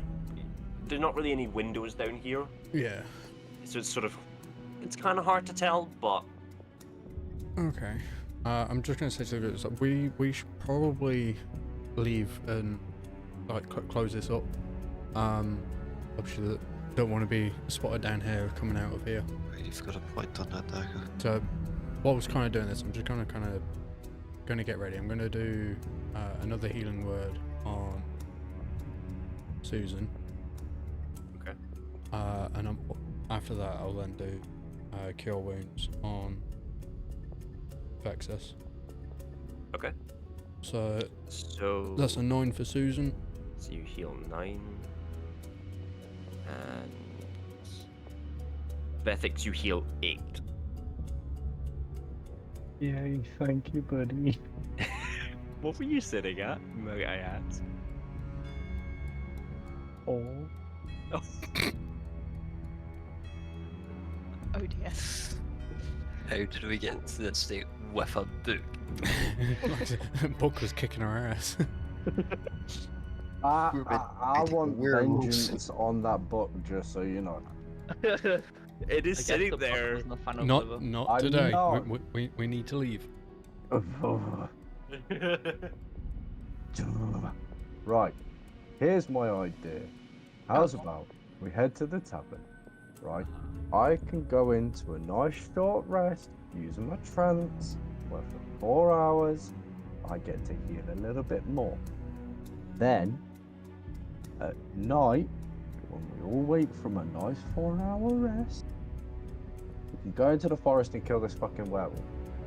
Real quick, Sounds like it's- can I walk over and pick that guy's liver up and put it in my pocket? Sure. Add I mean- liver to your inventory. Thank you. Well, human liver. He is he is a half orc. Can I turn around and just look at him and go, Susan, why don't you just take the head as well? Okay. Head is seriously deformed, but sure. Can we not? Let's leave. Yeah, the body has been through enough. I'm Ah. satisfied with just the liver. That's fine with just the liver. Jesus fucking Christ. Yeah, I So know, but Yeah, for we, 4 we, hours. we, Short we rest only stuff need we 4 hours can of hold. long rest. Nah, it's to be honest, I'm reading the description right now. It just states I do not need to sleep. All I do is for 4 hours a day, I semi-consciously Yeah, but meditate. that's a long rest. Yeah, Yeah, I know. It long rest classifies it as a long requires sleep. rest. No, yeah. It basically it basically is a long rest, but instead I just meditate for 4 hours. So it means that you guys only get a short rest, whilst I take a full long rest. That's if we want to take down the werewolf tonight. Well, we need to get some equipment first and foremost. I suggest that whoever needs to take a rest, go and take a rest, while the people who are more capable to go and do so. Get some equipment. How does that sound? Sounds like a plan. I mean, I could do with a rest. I'm all spent on spells at the moment. Okay. The true big bad of the campaign, a sentient book. Okay. This is why I joined So- the military. Yeah. So, all making your way back up staircase, back into the mayor's office, closing the door behind you. Some of you heading off to the tavern, others in search of equipment. We're gonna go ahead and end it there. So, thank you all very much for watching. We hope you've enjoyed just as much as we have. Tune in next week to find out if this party's gonna get even more of their asses kicked by sentient objects.